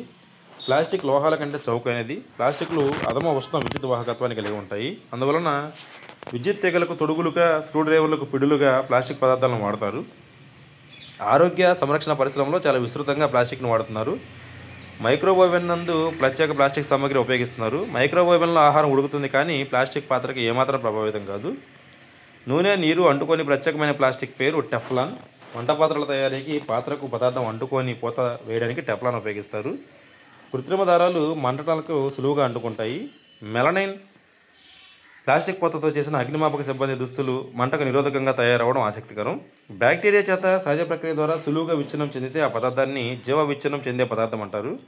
సహజ ప్రక్రియ ద్వారా జీవ విచ్ఛిన్నం చెందకపోతే వాటిని జీవ విచ్ఛిన్నం కాని పదార్థం అంటారు. వివిధ రకాల వ్యర్థ పదార్థాలు విచ్ఛిన్నం అవడానికి పట్టే సమయాన్ని మనం ఒకసారి అబ్జర్వ్ చేస్తే, కూరగాయలు, పండ్ల దక్కలు, మిగిలిన పదార్థాలకి 1 నుంచి 2 వారాల టైం పడుతుంది. కాగితానికి 10 నుంచి 30 రోజులు, నూలు వస్త్రానికి 2 నుంచి 5 నెలలు, కలపకి 10 నుంచి 15 సంవత్సరాలు, ఊలు దుస్తులకి సుమారు 1 సంవత్సరం, టిన్, అల్యూమినియం, ఇతర లోహ పాత్రలకి 100 నుంచి 500 సంవత్సరాలు, ప్లాస్టిక్ సంచులకి చాలా సంవత్సరాల సమయం పడుతుంది. మనం వీలైనంత వరకు ప్లాస్టిక్ను ఉపయోగించడం మానుకోవాలి. షాపింగ్ వెళ్ళేటప్పుడు నూలు లేదా జనపనార సంచులను వినియోగించాలి. జీవ విచ్ఛిన్నం కాని వ్యర్థాలను వేరువేరుగా సేకరించి విడివిడిగా పారవేయాలి. ప్లాస్టిక్ వ్యర్థాలను రీసైకిల్ చేయడం మంచిది. చాలా థర్మోప్లాస్టిక్లు రీసైకిల్ చేయడానికి అనుకూలమైనవి. అయితే రీసైక్లింగ్ ప్రక్రియలో వివిధ రంగు కారకాలను జోడిస్తూ ఉంటారు. ఇలాంటి వాటిని ముఖ్యంగా ఆహార నిల్వకు వాడకూడదు.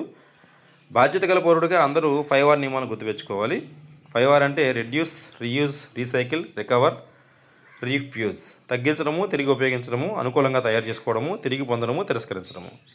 ప్లాస్టిక్ సంచులను రహదారులు, నీటి వనరుల మీద విసరవద్దు. షాపింగ్కు వెళ్ళేటప్పుడు నూనె లేదా జనపనార సంచి తీసుకువెళ్ళాలి. నూలు లేదా జనపనార సంచి అన్నమాట. సహజ దారాల వలె కృత్రిమ దారాలు, ప్లాస్టిక్లు పాలిమర్లు అని పిలువబడే చాలా పెద్ద యూనిట్లతో తయారు చేయబడ్డాయి. పాలిమర్లు చాలా చిన్న యూనిట్లతో తయారవుతాయి. సహజ దారాలను మొక్కలు, జంతువుల నుంచి పొందినట్లుగా కృత్రిమ దారాలను పెట్రోకెమికల్స్, రసాయన ప్రక్రియల నుంచి పొందుతారు. సహజ దారాల వల్లే వీటిని వస్త్రాలుగా తయారు చేయవచ్చు. కృత్రిమ దారాలు గృహోపకరణాలైన తాడులు, బకెట్లు, సామగ్రి పాత్రలు వంటివి మొదలుకొని విమానాలు, ఓడలు, రోదసి నౌకలు, ఆరోగ్య సంరక్షణ వంటి వాటి వరకు అనేక ఉపయోగాలను కలిగి ఉన్నాయి. కృత్రిమ దారాల తయారీలో వాడే రసాయనాలు రకాల ఆధారంగా వాటిని రేయాన్, నైలాను, పాలిస్టరు, అక్రిలిక్ అని పిలుస్తారు. వివిధ రకాల దారాలు వాటి బలము, నీటిని పీల్చుకునే సామర్థ్యము, మండే స్వభావము, ఖరీదు, మన్నిక మొదలైన వాటి పరంగా ఒకదానికొకటి భిన్నంగా ఉంటాయి. ప్లాస్టిక్ వలన ఏర్పడే వ్యర్థాలు పర్యావరణానికి మంచివి కావు. మండించినప్పుడు ఇది విషవాయువులను విడుదల చేస్తుంది. ప్లాస్టిక్ జీవ విచ్ఛిన్న పదార్థం కాదు, కాబట్టి నేలపై వేసిన క్షీణించడానికి చాలా సంవత్సరాలు పడుతుంది. కృత్రిమ దారాలు, ప్లాస్టిక్లను మనం వాటి నుంచి లక్షణాలను ఆహ్వానించే విధంగా ఉపయోగించుకోవాలి. అదే సమయంలో జీవులకు పర్యావరణ ప్రమాదాలను తగ్గించాలి. నైలాన్ పొట్టులాగే కనిపిస్తుంది. ఇది బలమైంది, మృదువైంది. 1939లో దీనిని పరిచయం చేసినప్పుడు మనోహరమైన లక్షణాలతో సృష్టించబడ్డ నైలాన్ ఒక సంచలనం, నైలాన్ మానియాగా మారింది. రెండో ప్రపంచ యుద్ధం రావడంతోనే చాలా నైలాన్ పారాచూట్లలో తయారీ కోసం మళ్లించారు. యుద్ధం తర్వాత దుస్తులు ఆగిపోవడం, డిమాండ్కు తగ్గ సరఫరా లేకపోయింది. నైలాన్ కోసం మహిళలు గంటల్లో తరబడి క్యూలో నించునేవారు. నైలాన్ కోసం తరచుగా అల్లర్లు కూడా జరిగేవి. నెక్స్ట్ పాఠ్యాంశం ధ్వని.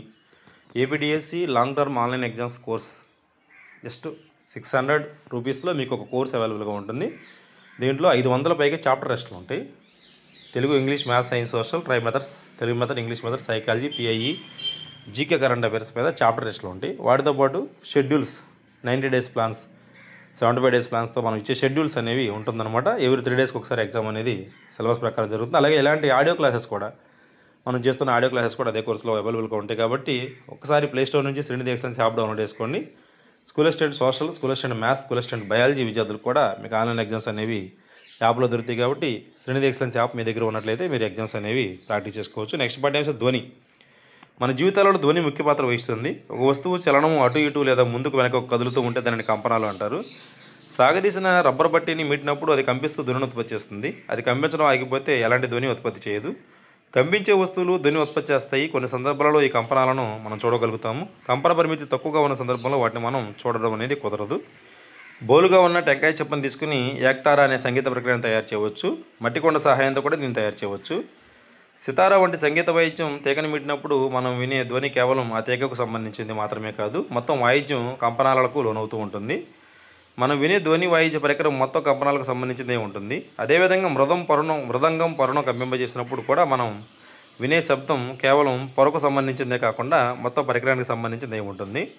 మానవంలో స్వరపేటిక ద్వారా ధ్వని ఉత్పత్తి అవుతుంది. మాట్లాడేటప్పుడు గొంతుపై చేతి వేళ్ళను ఉంచితే కాస్త గట్టిగా ఉబ్బెత్తుగా ఉండే భాగం కదలడాన్ని మనం గమనిస్తాము. ఈ భాగాన్ని స్వరపేటిక అంటారు. స్వరపేటిక స్వరనాళానికి పై చివర ఉంటుంది. గాలి ప్రసారం కొరకు స్వరపేటికలకు అడ్డంగా సాగదీయబడిన 2 స్వరతంత్రులు సన్నని చీలికలతో ఉంటాయి. ఊపిరితిత్తులు గాలిపై ఒత్తిడి కలగజేసి ఈ సన్నని చీలికల గుండా ప్రసరించినప్పుడు స్వరతంత్రులు కంపించి ధ్వని ఉత్పత్తి అవుతుంది.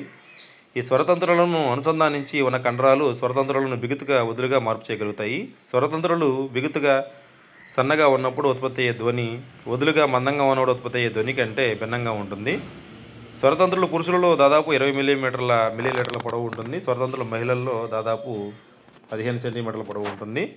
స్వరతంత్రులు చిన్నపిల్లల్లో చాలా పొట్టిగా ఉంటాయి. పిల్లల స్వరాలు మహిళలు పురుషుల్లో స్వరాలలో తేడాకు ఈ స్వరతంత్రులే ముఖ్యమైన కారణం. ధ్వని ప్రసరణకు యానకం అవసరమవుతుంది. ఒక పాత్ర నుంచి గాలిని పూర్తిగా తొలగించిన తర్వాత ఆ పాత్రలో శూన్యము లేదా శూన్య ప్రదేశం ఉన్నట్లు చెప్పవచ్చు. ధ్వని శూన్యం గుండా ప్రయాణించదు. ధ్వని ద్రవ పదార్థాల్లో ప్రయాణిస్తుంది. నీటి లోపల తిమింగలాలు డాల్ఫిన్లు సంభాషించుకుంటాయి. ఘన పదార్థాల్లో కూడా ధ్వని ప్రయాణిస్తుంది.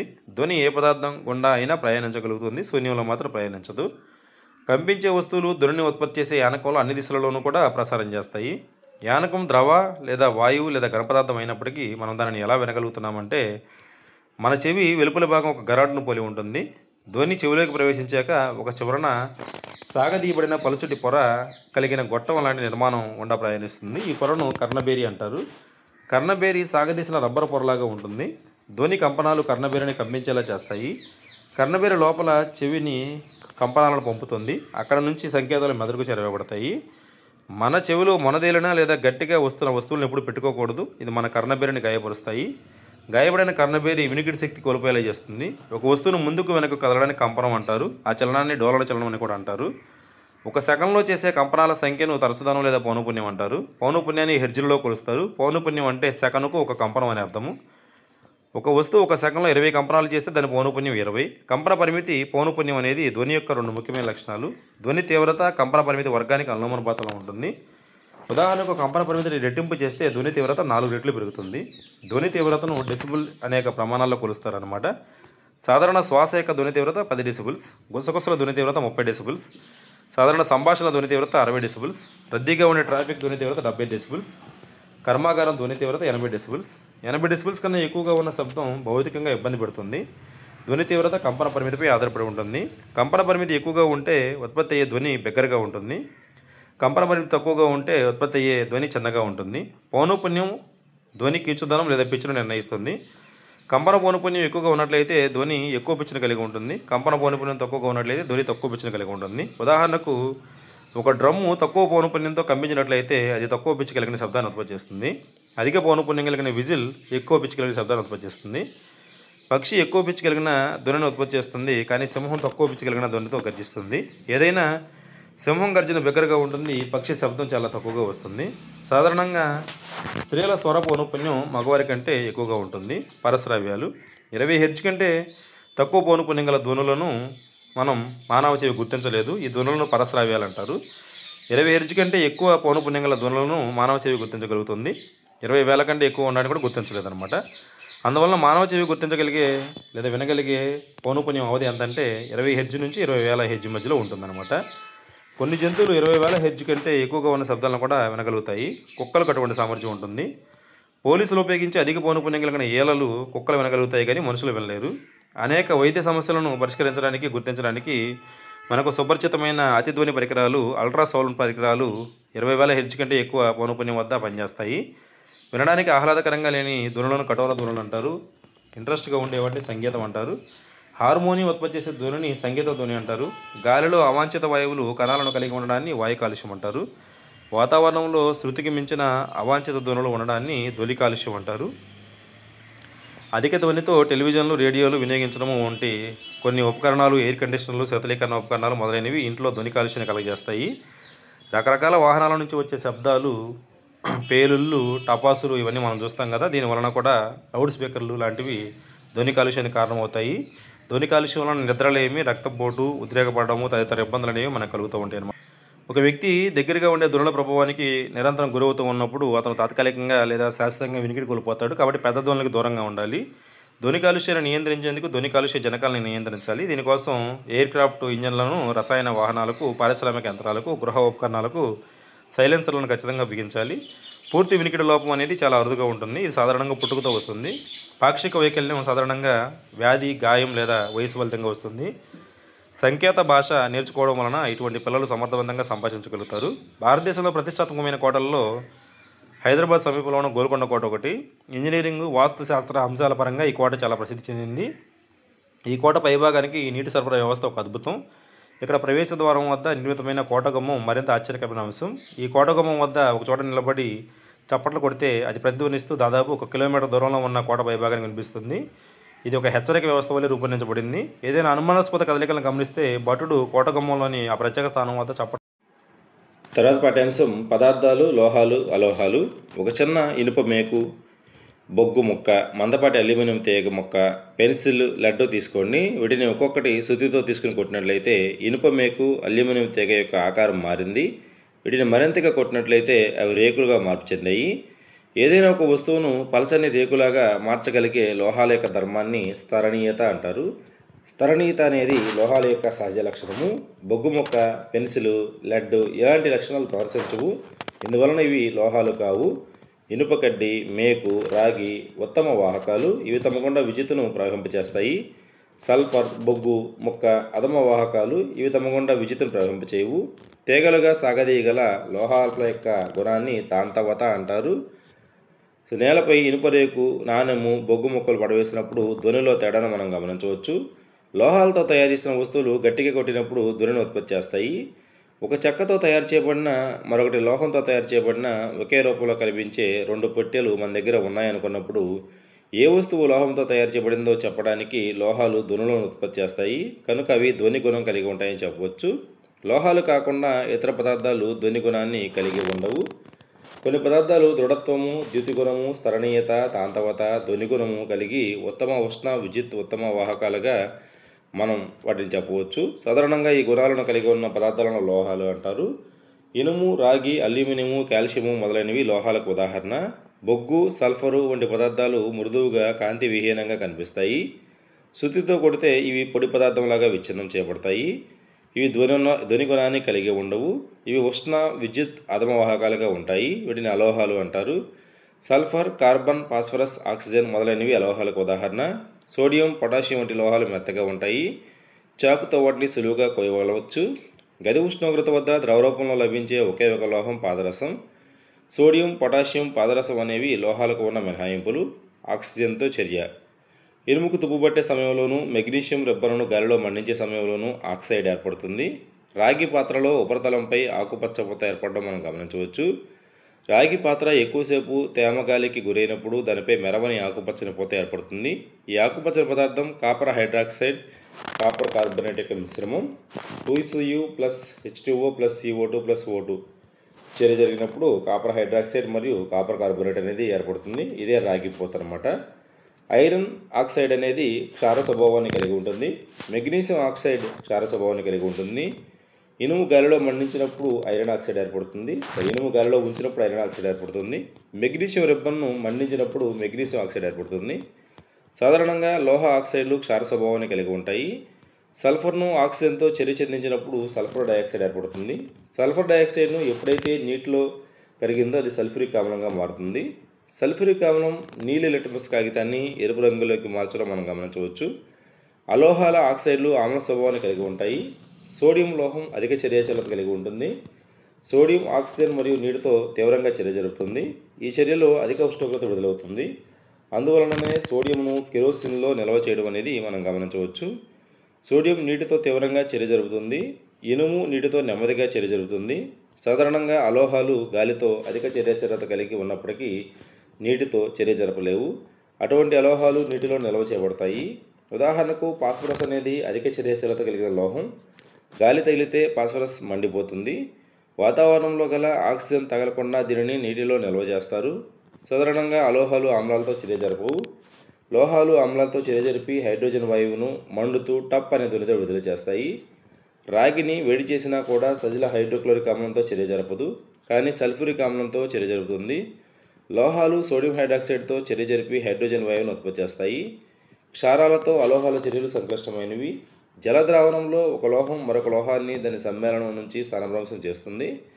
Copper sulphate plus zinc gives zinc sulphate plus copper. రాగి, ఇనుము కంటే జింకు ఎక్కువ చర్యాశీలత కలిగి ఉంటుంది. ఎక్కువ చర్యాశీలత కలిగిన లోహం, తక్కువ చర్యాశీలత కలిగిన లోహాలు మనం గమనించినప్పుడు అక్కడ బిట్స్ అయితే ఆన్సర్స్ అయితే చూడండి.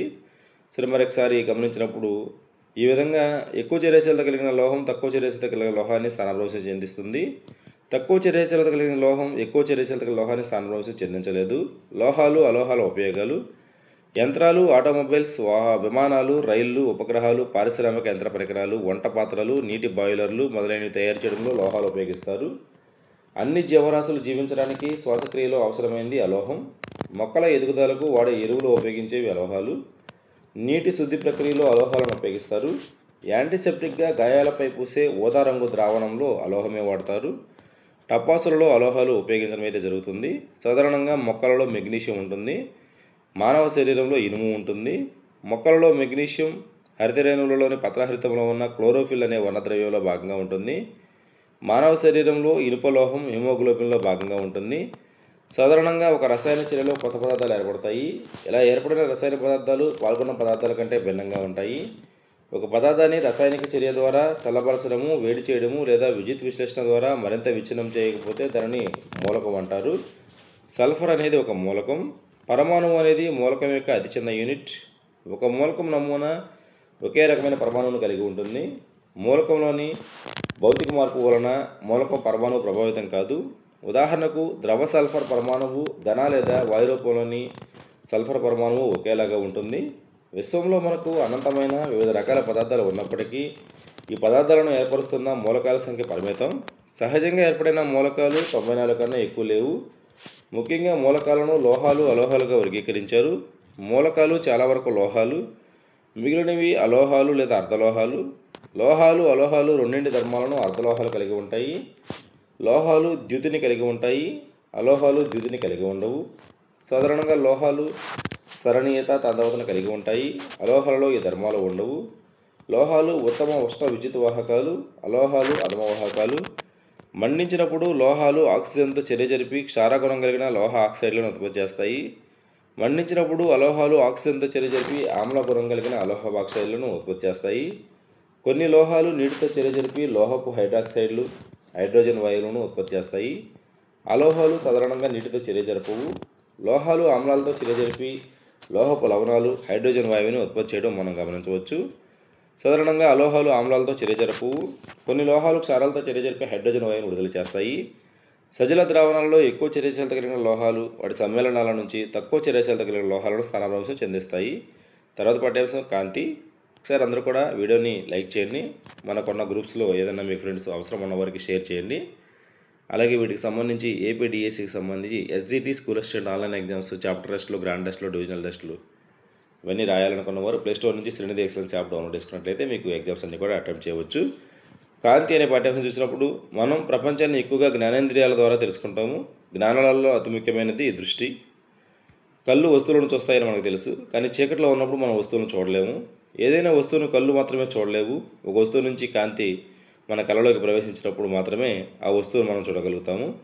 ఆ కాంతి ఆ వస్తువు నుంచి విడుదలై ఉండవచ్చు లేదా పరావర్తనం చెంది ఉండవచ్చు. నునుపు లేదా మెరిసే ఉపరితలం దర్పణంలాగా పనిచేస్తుంది. దర్పణం తనపైన పడిన కాంతి మొక్క యొక్క దిశను మారుస్తుంది. దర్పణంను తాకిన తర్వాత కాంతి కిరణం మరొక దిశలో పరావర్తనం చెందుతుంది. ఏదైనా ఉపరితలాన్ని తాకే కాంతి కిరణాన్ని పతన కిరణాలు అంటారు. పతనం చెందిన తర్వాత ఉపరితలం నుంచి వెనుకకు వచ్చే కాంతి కిరణాన్ని పరావర్తన కిరణం అంటారు. కాంతి కిరణం అనేది ఒక ఊహాత్మక భావన. నిజానికి అనేక కాంతి కిరణాలు కలిసి ఒక సన్నని కాంతి పుంజంలాగా ఏర్పడతాయి. సులభంగా అర్థం చేసుకోవడం కోసం ఈ కాంతి పుంజాన్ని మనం కాంతి వికిరణంగా వ్యవహరిస్తున్నాము. దర్పణాన్ని పతన కిరణం తాకిన బిందువు వద్ద దర్పణానికి 90 డిగ్రీల కోణంలో ఉన్న తలాన్ని పరావర్తన తలానికి ఆ బిందువు వద్ద లంబం అంటారు. లంబానికి పతన కిరణానికి మధ్య ఉన్న కోణాన్ని పతన కోణం I అంటారు. పరావర్తన కోణానికి లంబానికి మధ్య ఉన్న కోణాన్ని పరావర్తన కోణం R అంటారు. పతన కోణం ఎల్లప్పుడూ పరావర్తన కోణానికి సమానంగా ఉంటుంది. ఇది మొదటి పరావర్తన నియమము. పతన కిరణము పతన బిందువు వద్ద గీసిన లంబము మరియు పరావర్తన కిరణాలు ఒకే తలంపై ఉంటాయి. ఇది పరావర్తనం యొక్క రెండవ నియమము. దర్పణంలో ఏర్పడే ప్రతిబింబంలో వస్తువు యొక్క ఎడమవైపు కుడివైపుకు మరియు వస్తువు యొక్క కుడివైపు ఎడమవైపుకు కనిపిస్తాయి. దీనిని పార్శ్వ విలోమం అని చెప్పి పిలుస్తారు. అలాగే సమాంతర కాంతి కిరణాల కొరకు లేదా క్రమరహిత తలాలపై నుంచి పరావర్తనం చెందినప్పుడు ఈ పరావర్తన కిరణాలు సమాంతరంగా ఉండవు. ఇటువంటి పరావర్తనాన్ని క్రమరహిత పరావర్తనం అంటారు. ఇలా జరగడానికి కారణం పరావర్తన సూత్రాలు విఫలం కావడం కాదు, అట్టముక్క లాంటి పరావర్తన తలంలో ఉన్న అసమరీతులే దీనికి కారణం. దర్పణం లాంటి నునుపైన ఉపరితలాలపై జరిగే కాంతి పరావర్తనాన్ని క్రమపరావర్తనం అంటారు. క్రమపరావర్తనం వలన ప్రతిబింబాలు ఏర్పడతాయి. పరావర్తనం చెందిన కాంతిని మరలా మనం పరావర్తనం చెందించవచ్చు. మనం ఒక క్షౌరశాలకు వెళ్ళినప్పుడు ఒక దర్పణం ముందు కూర్చోబెట్టి మన వెనక మరొక దర్పణాన్ని అమర్చి వెనక భాగాన ఉన్న జుట్టుకు మనకు చూపిస్తారు. పెరిస్కోప్లో 2 సమతల దర్పణాలను ఉపయోగిస్తారు. 2 సమతల దర్పణాల నుంచి ఈ పరావర్తనం చెందిన కాంతి నేరుగా చూడలేని వస్తువులను చూసి అలా ఎలా చేయగలుగుతుందో మనం తెలుసుకున్నాము. పెరిస్కోప్లను జలాంతర్గాములలో, ట్యాంకులలో మరియు బంకర్లలో ఉన్న సైనికులు బయట ఉన్న వస్తువులను చూడడానికి ఉపయోగిస్తారు. దాదాపుగా మన చుట్టూ ఉన్న వస్తువులు కాంతి పరావర్తనం వలనే మనం చూడగలుగుతున్నాము. సూర్యుడి నుంచి వచ్చే కాంతి చంద్రుడు గ్రహించి పరావర్తనం చెందిస్తాడు, కావున మనం చంద్రుడిని చూడగలుగుతున్నాము. ఇతర వస్తువుల కాంతిలో ప్రకాశించే వాటిని ప్రకాశించే వస్తువులు అంటారు. సూర్యుడు, అగ్గి, కొవ్వొత్తి యొక్క జ్వాల, విద్యుత్ ద్వీపము వంటివి స్వయంగా కాంతిని ఇచ్చే మరికొన్ని వస్తువులు. మనకు కంటిలో కాంతి పడుతుంది, అందుకే వాటిని మనం చూడగలుగుతున్నాము. స్వయంగా కాంతిని విడుదల చేసే వస్తువులను స్వయం ప్రకాశకాలు అంటారు. ఒక సమతల దర్పణం ఒక వస్తువుకు ఒకే ప్రతిబింబాన్ని ఏర్పరుస్తుంది. ఒకదానికొకటి కొంత కోణంలో ఉంచినప్పుడు సమతల దర్పణాల మధ్య అనేక ప్రతిబింబాలు ఏర్పడతాయి. ఈ దర్పణాన్ని కిలోడియోస్కోప్ ఏర్పడడానికి, అందమైన నమూనాలను వివరించడానికి ఉపయోగపడుతుంది. కాంతి రంగులుగా విడిపోవడానికి కాంతి విక్షేపణం అంటారు. ఇంద్రధనుస్సు అనేది కాంతి విక్షేపణాన్ని చూపించే ఒక ప్రక్రియ. సూర్యుని కాంతి ఒక తెల్లని కాంతి. సూర్యుని కాంతి 7 రంగులు కలిగి ఉంటుంది. వస్తువుల నుంచి వచ్చే కాంతి మన కంటిలోకి ప్రవేశించినప్పుడు మాత్రమే మనం వస్తువులు చూడగలుగుతున్నాము. మన జ్ఞానేంద్రియాల్లో అతి ప్రధానమైనది కన్ను. కన్ను దాదాపుగా గోళాకారంలో ఉంటుంది. కన్ను బాహ్యపర తెల్లగా ఉంటుంది. కన్ను బాహ్యపర దృఢంగా ఉండి లోపల ఉన్న భాగాలను ప్రమాదాల నుంచి రక్షిస్తుంది. బాహ్యంగా ఉన్న పారదర్శకపు భాగాన్ని కార్నియా అంటారు. కార్నియా వెనక నల్లగుడ్డు అనబడే నల్లటి కండర నిర్మాణాన్ని మనం గమనించవచ్చు. నల్లగుడ్డులో చిన్న ద్వారాన్ని కనుపాప, ప్యూపిల్ అంటారు. కనుపాప పరిమాణాన్ని నల్లగుడ్డు నియంత్రిస్తుంది. కన్నుకు ప్రత్యేకమైన రంగునిచ్చే భాగం కనుపాప. ఒక వ్యక్తికి ఆకుపచ్చ కళ్ళు ఉన్నాయని మనం చెప్పినప్పుడు వాస్తవానికి ఆ రంగు ఐరిస్ను ఆపాదిస్తాము. కంటిలోకి ప్రవేశించే కాంతి మొత్తాన్ని కనుపాప నియంత్రిస్తుంది. కంటి కనుపాపకు వెనక భాగాన మధ్యలో ఉన్న ఒక కటకం ఉంటుంది. ఈ కటకం కాంతిని కన్ను వెనక భాగంలో ఉన్న రెటీనా అనబడే పొరపైన కేంద్రీకరింపజేస్తుంది. రెటీనా అనేక నాడీ కణాలను కలిగి ఉంటుంది. నాడీ కణాలు పొందే అనుభూతులు దృక్నాడుల ద్వారా మెదడుకు ప్రసారం చేయబడతాయి. నాడీ కణాలు 2 రకాలు. శంకువులు, ఇవి ప్రకాశవంతమైన కాంతిని స్పందిస్తాయి. దండాలు, ఇవి తక్కువ కాంతికి స్పందిస్తాయి. శంకువులు రంగును గుర్తిస్తాయి. దృక్నాడి మరియు రెటీనా కలిసే చోట ఇంద్రియ కణాలు ఉండవు. ఆ ప్రదేశంలో దృష్టి ఏది సాధ్యం కాదు. దీనినే అందచొక్క అంటారు. ప్రతిబింబం వలన ఏర్పడిన ముద్ర రెటీనా నుంచి అంత త్వరగా పోదు. ఇది సెకండ్లో 1/16 వంతు సమయం పాటు అలాగే ఉంటుంది. కావున కదులుతున్న వస్తువు యొక్క నిశ్చల చిత్రాలు కంటిపై పడే వేగము సెకండ్కు 16 కంటే ఎక్కువ ఉన్నప్పుడు మాత్రమే ఆ వస్తువు కదులుతున్నట్లు కన్ను గ్రహిస్తుంది. మనం చూసే సినిమాలు వాస్తవానికి సరైన క్రమంలో ఉంచబడిన అనేక వేరువేరు చిత్రాల కలయిక. సాధారణంగా సెకండ్కు 24 చిత్రాల చొప్పున కంటిని దాచేలా వీటిని కలుపుతారు. అందువలన కదిలే చిత్రాన్ని మనం చూడగలుగుతాము. కంటిలోకి ఏ నలుసులు పడకుండా ఉండేందుకు ప్రకృతి కంటికి కనురెప్పలను ఇచ్చింది. కాంతి అవసరం లేనప్పుడు కనురెప్పలు మూసుకుంటాయి. కన్ను చాలా అద్భుతమైన పరికరం. కన్ను చాలా దూరంలో ఉన్న వస్తువులను, అలాగే దగ్గరగా ఉన్న వస్తువులను స్పష్టంగా చూడగలుగుతుంది. వయసును బట్టి కన్ను వస్తువులను స్పష్టంగా చూడగలిగే కనీస దూరం మారుతుంది. సాధారణంగా కంటితో అత్యంత సౌకర్యవంతంగా 25 సెంటీమీటర్ల దూరంలో ఉన్న వాటిని మనం చదవగలుగుతాము. దృష్టి లోపల ఉన్నట్లయితే సరైన కటకాలను ఉపయోగించి కంటికి గల దోషాలను సరిచేయవచ్చు. వృద్ధాప్యంలో కంటి చూపు మసక మారుతుంది. కంటిలోని కటకం బిగుసుకుపోవడం దీనికి కారణం. ఇలా జరిగినప్పుడు ఆ వ్యక్తులకు శుక్లాలు ఉన్నట్లు చెబుతారు. ఈ శుక్లాలకు చికిత్స చేయడం సాధ్యమే. అపారదర్శక కటకాన్ని ఉపయోగించి కృత్రిమమైన కొత్త కటకాన్ని దాని స్థానంలో అమలుపరుస్తారు. ఆహారంలో విటమిన్ ఏ లేకపోవడం వలన అనేక కంటి సమస్యలు కారణమవుతుంది. వాటిలో ప్రధానమైనది రేచకటి. ఆహారంలో విటమిన్ ఏ ఉండేటట్లు ప్రతి ఒక్కరూ చూసుకోవాలి. పచ్చి క్యారెట్, బ్రకోలీ, ఆకుపచ్చ కూరగాయలు, కార్లివరాయిలు విటమిన్లను పుష్కలంగా కలిగి ఉంటాయి. గుడ్డు, పాలు, పెరుగు, జున్ను, వెన్న రూపాలలో మరియు మామిడి వంటి పండ్లలో కూడా విటమిన్ ఏ పుష్కలంగా ఉంటుంది. జంతువులలో వివిధ ఆకారాలలో కళ్ళు ఉంటాయి. పీత కళ్ళు చాలా చిన్నగా ఉంటాయి, కానీ వీటితో పీత తన చుట్టూ చూడగలుగుతుంది. కాబట్టి శత్రువు వెనక నుంచి వచ్చినా సరే పీత పసిగట్టగలుగుతుంది. సీతాకోకచిలుకలకు వేలాది చిన్న కళ్ళతో రూపుదిద్దుకున్న కనిపించే పెద్ద కళ్ళు ఉంటాయి. ఇవి ముందుకు మాత్రమే కాకుండా పక్కకు మరియు వెనక కూడా చూడగలుగుతాయి. గొడ్లగూబ నిశాచర జీవి. గొడ్లగూబ రాత్రులందు బాగా చూడగలుగుతుంది, కానీ పగలు సరిగా చూడలేదు. గద్ద, టేగ వంటివి పగటి కూడా బాగా చూడగలుగుతాయి, కానీ రాత్రులు సరిగా చూడలేవు. గొడ్లగూబకు పెద్ద కార్నియా మరియు పెద్ద కంటిపాప ఉండి ఎక్కువ మొత్తంలో కాంతి ప్రవేశించేలా ఉంటుంది. గొడ్లగూబ రెటీనాపై ఎక్కువ సంఖ్యలో దండాలు ఉండి తక్కువ సంఖ్యలో శంకులు ఉంటాయి.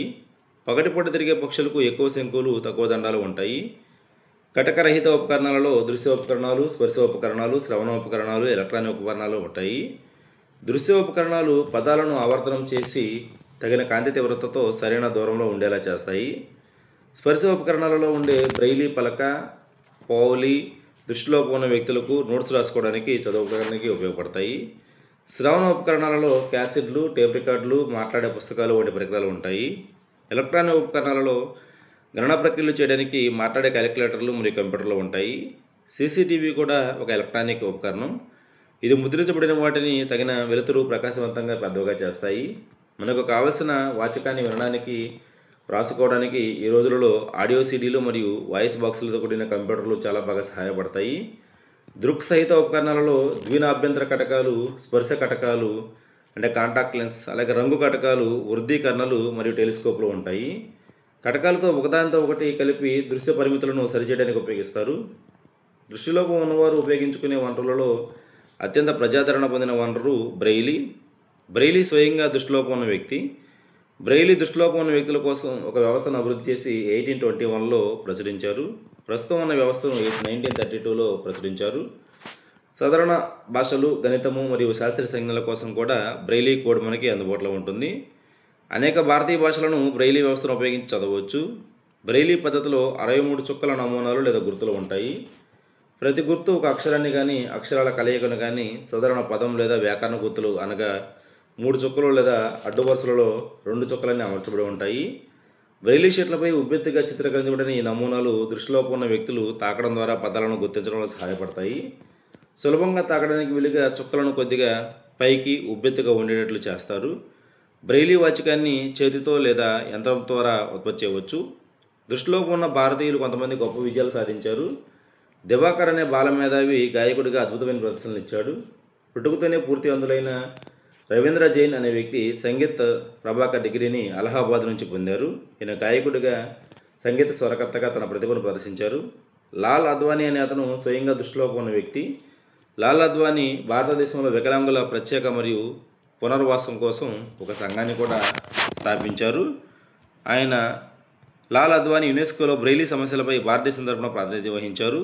హెలెనియా కెల్లర్ అమెరికా దేశానికి చెందిన రచయిత్రి మరియు ఉపన్యాసకురాలు. ఈమె దృష్టి సమస్య ఉండి కూడా అత్యంత ప్రసిద్ధి చెందిన మరియు స్ఫూర్తిదాయకమైన వ్యక్తి. 18 నెలల వయసులోనే చూపును కోల్పోయారు. హెలెన్ కెల్లర్ సంకల్పం మరియు ధైర్యం కారణంగా విశ్వవిద్యాలయం నుండి గ్రాడ్యుయేషన్ పూర్తి చేయగలిగారు. Helen Keller the story of life 1903లో సహా అనేక పుస్తకాలు కూడా ఆమెను రాశారు. తర్వాత పాఠ్యాంశం విద్యుత్ ప్రవాహము, రసాయన ఫలితాలు. అందరూ కూడా ఒకసారి వీడియోని లైక్ చేయండి అమ్మా.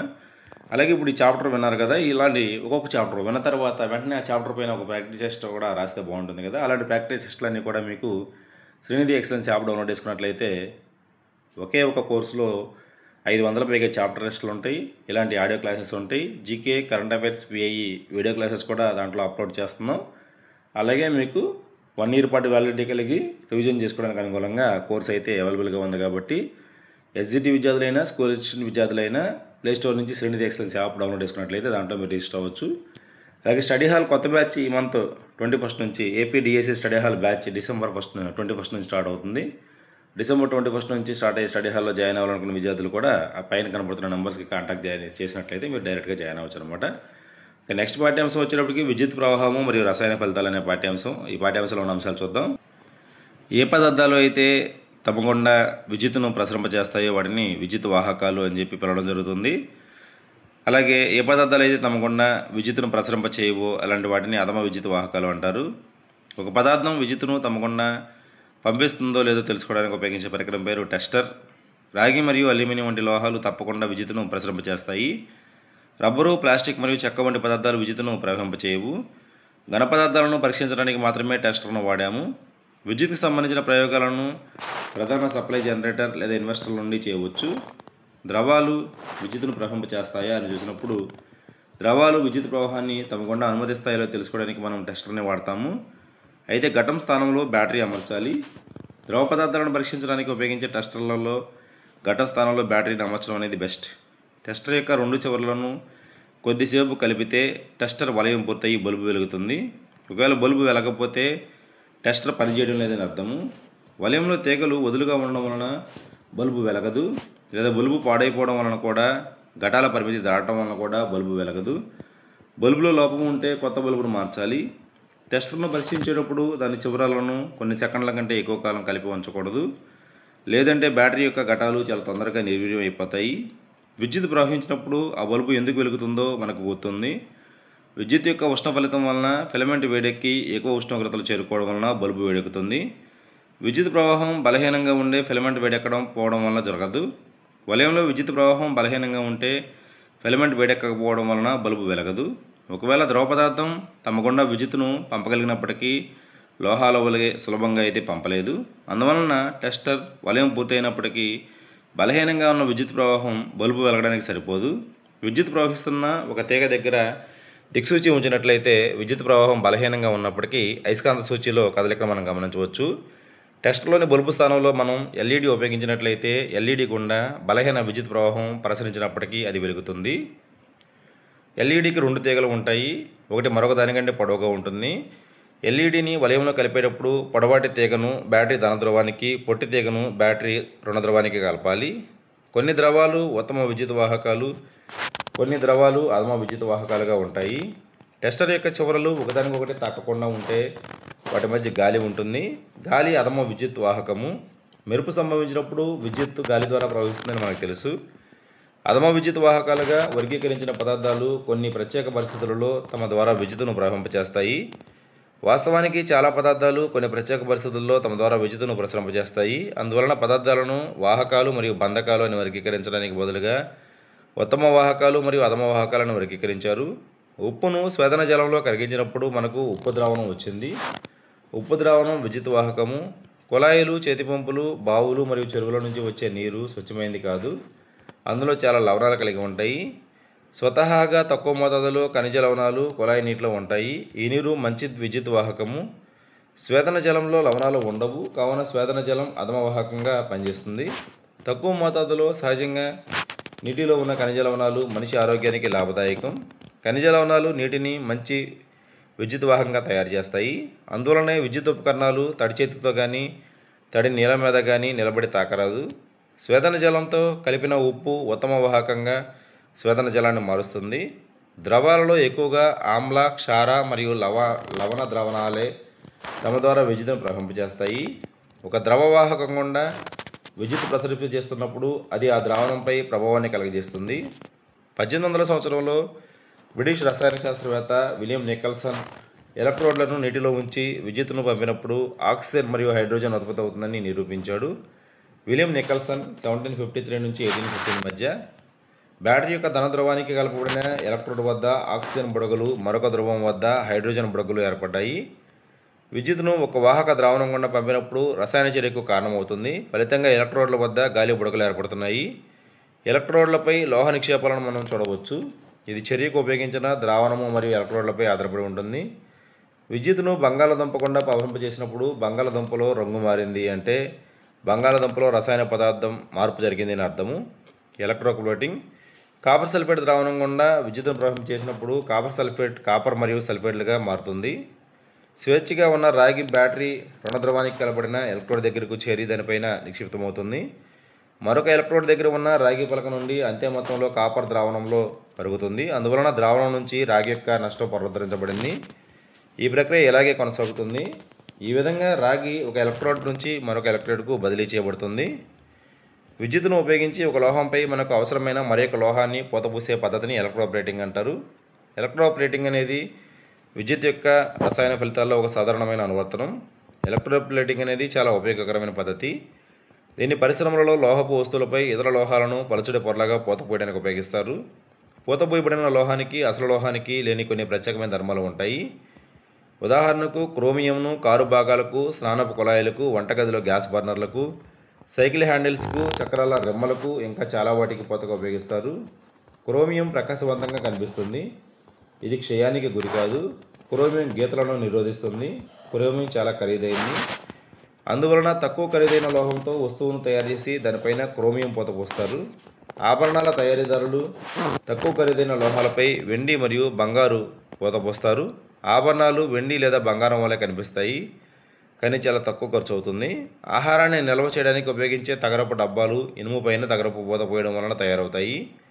ఇనుము కంటే తగరం తక్కువ చర్యశాలత కలిగి ఉంటుంది. ఆహారము ఇనుముతో స్పర్శలో ఉండదు కాబట్టి చెడిపోకుండా ఉంటుంది. వంతెనలకు మరియు ఆటోమొబైల్స్కు ఎక్కువ బలాన్ని ఇవ్వడం కోసం ఇనుమును వాడతారు. ఇనుమును క్షయము నుంచి మరియు తుప్పు పట్టకుండా నివారించడానికి జింకును పూత పోస్తారు. ఎలక్ట్రోప్లేటింగ్ పరిశ్రమలలో వాడి వదిలివేయబడిన వాహక ద్రావణం ఒక ప్రధాన సమస్య. ఇది ఒక పర్యావరణ వ్యర్థము. పైగా పర్యావరణ రక్షణ కోసం కొన్ని ప్రత్యేకమైన నిబంధనలు కూడా ఉన్నాయి. కొన్ని ద్రవాలు ఉత్తమ విద్యుత్ వాహకాలు, మరికొన్ని అధమ వాహకాలు. ద్రవ విద్యుత్ వాహకాలుగా ఎక్కువగా ఆమ్ల, క్షార మరియు లవణ ద్రావణాలు ఉంటాయి. ఒక వాహకం ద్రవం గుండా ప్రయాణించే విద్యుత్ రసాయన చర్యలకు కారణమవుతుంది. విద్యుత్తును ఉపయోగించి ఒక లోహంపై ఏదైనా కోరుకున్న లోహాన్ని పూతపూసే పద్ధతిని మనం ఎలక్ట్రోప్లేటింగ్ అంటారు. నెక్స్ట్ పాఠ్యాంశం కొన్ని సహజ దృగ్విషయాలు. ఈ అధ్యాయంలో మనం మెరుపులు మరియు భూకంపాల గురించి తెలుసుకుంటాం. మెరుపు అనేది విద్యుత్ వలన ఏర్పడే ఒక నిప్పురవ్వ, కానీ ఇది భారీ స్థాయిలో ఉంటుంది. ప్రాచీన కాలంలో ఈ నిప్పురవ్వలకు గల కారణాన్ని ప్రజలు అర్థం చేసుకోలేక మెరుపులకు భయపడి దేవతల ఆగ్రహం చెందారని భావించేవారు. కానీ మేఘాలలో ఆవేశాలు పోగుపడడం వల్ల మెరుపులు ఏర్పడతాయని మనం ఇప్పుడు అర్థం చేసుకోగలుగుతున్నాము. అంబర్ లేదా గుగ్గిలాన్ని ఉనితో రుద్దినప్పుడు అది జుట్టు వంటి తేలిక వస్తువులను ఆకర్షించడం క్రీస్తుపూర్వం 600 సంవత్సరంలోనే గ్రీకులకు తెలుసు. అంబర్ అనేది ఒక రకమైన రెసిన్. మనం ఉన్ని లేదా పాలిస్టర్ దుస్తులు తీసివేసినప్పుడు మన వెంట్రుకలు నెక్కబడుచుకుంటాయి. ఒకవేళ చీకట్లో ఈ దుస్తులను తీసివేస్తే చిన్న మినుకులను కూడా మనం చూడవచ్చు. చిటపట ధ్వనిని కూడా వినవచ్చు. 1752 సంవత్సరంలో బెంజమిన్ ఫ్రాంక్లిన్ అనే అమెరికా శాస్త్రవేత్త మెరుపులు మరియు మెదుస్తుల నుంచి వచ్చి ఏర్పడిన మినుకులు రెండు కూడా ఒకే దృశ్యమని చూపాడు. ఇది నిరూపించడానికి 2000 సంవత్సరాలు పట్టింది. మనం పొడి జుట్టుపై ప్లాస్టిక్ స్కేల్తో రుద్దినప్పుడు ఆ స్కేలు చిన్న చిన్న కాగితం ముక్కలను ఆకర్షించడం గమనిస్తాము. ఒక ప్లాస్టిక్ రీఫిల్ను పాలిథిన్తో రుద్దినప్పుడు అది కొద్దిపాటి విద్యుత్ ఆవేశాన్ని పొందుతుంది. ఒక ప్లాస్టిక్ దువ్వెనను పొడి జుట్టుతో రుద్దినప్పుడు అది కొద్ది ఆవేశాన్ని పొందుతుంది. ఈ వస్తువులను ఆవేశపూరిత వస్తువులని అంటారు. రీఫిల్ మరియు ప్లాస్టిక్ దువ్వెనను ఆవేశపూరితం చేసే ప్రక్రియలో పాలిథిన్ మరియు జుట్టు కూడా ఆవేశపూరితమవుతుంది. ఒక ఆవేశిత బెలూన్ మరొక ఆవేశిత బెలూన్ను వికర్షిస్తుంది. ఒక ఆవేశిత రీఫిల్ మరొక ఆవేశిత రీఫిల్ను వికర్షిస్తుంది. ఒక ఆవేశిత బెలూన్ మరొక ఆవేశిత రీఫిల్ను ఆకర్షిస్తుంది. ఒక గాజు కడ్డీని పట్టు వస్త్రంతో రుద్దినప్పుడు గాజు కడ్డీ పొందిన ఆవేశాన్ని ధనావేశంగాను పిలవడం ఒక సంప్రదాయం. మరొక ఆవేశాన్ని రుణావేశం అంటారు. పాలిథిన్తో రుద్దబడిన ఆవేశిత ప్లాస్టిక్ స్ట్రా వద్దకు ఆవేశపూరిత గాజు కడ్డీని తీసుకొచ్చినప్పుడు రెండింటి మధ్య ఆకర్షణ ఉంటుంది. ప్లాస్టిక్ స్ట్రా రుణావేశాన్ని కలిగి ఉంటుంది. రాపిడి ద్వారా ఉత్పన్నమయ్యే విద్యుత్ ఆవేశాలు స్థిరంగా ఉంటాయి. అవి తమంతట తాముగా కదలవు. ఆవేశాలు కదులుతున్నప్పుడు అవి విద్యుత్ ప్రవాహాన్ని ఏర్పరుస్తాయి. అల్యూమినియం రేకు పట్టీలు పేపర్ క్లిప్ ద్వారా ఆవేశపూరితం చేయబడ్డ రేకుల నుంచి అదే ఆవేశాన్ని పొందుతాయి. ఇలాంటి ఆవేశాలను కలిగి ఉన్న పట్టీలు ఒకదానికొకటి వికర్షించుకుని దూరంగా జరుగుతాయి. ఒక వస్తువు ఆవేశాన్ని కలిగి ఉందా లేదా అని పరీక్షించడానికి ఉపయోగించే పరికరాన్ని ఎలక్ట్రోస్కోప్ అంటారు. ఎలక్ట్రోస్కోప్ అంటే విద్యుత్ దర్శిని. విద్యుత్ ఆవేశాన్ని ఆవేశపూరిత వస్తువు నుంచి మరొక వస్తువునకు లోహ వాహకం ద్వారా బదిలీ చేయవచ్చు. ఆవేశపూరిత వస్తువు నుంచి ఆవేశాన్ని భూమికి బదిలీ చేసే ప్రక్రియను ఎర్తింగ్ అంటారు. విద్యుత్ ప్రవాహ లీకేజీ వలన విద్యుత్ శాఖల నుంచి మనల్ని సంరక్షించడం కోసం భవనాలలో ఎర్తింగ్ చేయబడుతుంది. ఉరుములతో కూడిన వర్షం కురిసే సందర్భంలో నీటి బిందువులు దిగువకు కదులుతున్నప్పుడు గాలి ప్రవాహాలు పైకి కదులుతాయి. ఈ తీవ్రమైన కదలికలు ఆవేశాలను వేరు చేస్తాయి. మేఘాల ఎగువ అంచుల దగ్గర ధనావేశాలు సేకరించబడతాయి మరియు రుణావేశాలు దిగువ అంచుల వద్ద పోగవుతాయి. భూమికి సమీపంలో కూడా ధనావేశాలు పోగవుతాయి. ఇలా పేరుకుపోయిన ఆవేశాల పరిమాణం చాలా పెద్దదిగా మారినప్పుడు సాధారణంగా విద్యుత్బంధకమైన గాలి వాటి ప్రవాహాన్ని నిరోధించలేకపోతుంది. ఈ రుణావేశాలు మరియు ధనావేశాలు కలిసి ప్రకాశవంతమైన కాంతి యొక్క చారాలను మరియు ధ్వనిని ఉత్పత్తి చేస్తాయి. ఈ కాంతి యొక్క చారాలను మనం మెరుపులుగా చూస్తాము. ఈ ప్రక్రియ మొత్తాన్ని కూడా విద్యుత్ ఉత్సర్గం అంటారు. విద్యుత్ ఉత్సర్గ ప్రక్రియ 2 లేదా అంతకన్నా ఎక్కువ మేఘాల మధ్య లేదా మేఘాలు మరియు భూమి మధ్య జరగవచ్చు. ఉరుములు వినపడగానే సురక్షితమైన ప్రదేశానికి వెళ్ళడానికి అది ఒక హెచ్చరిక. చివరి ఉరుము వినపడిన తర్వాత సురక్షిత ప్రదేశం నుంచి బయటికి రావడానికి కొంత సమయం వేచి ఉండాలి. ఒకవేళ మనం కారులో లేదా బస్సులో ప్రయాణిస్తున్నట్లయితే వాహనం యొక్క కిటికీలు మరియు తలుపులు మూసివేయబడాలి. పిడుగులు పడే సమయంలో ఓపెన్గా ఉన్న వాహనాలు, మోటార్ బైకులు, ట్రాక్టర్లు, నిర్మాణ యంత్రాలు, ఓపెన్ కార్లు వంటివి సురక్షితం కాదు.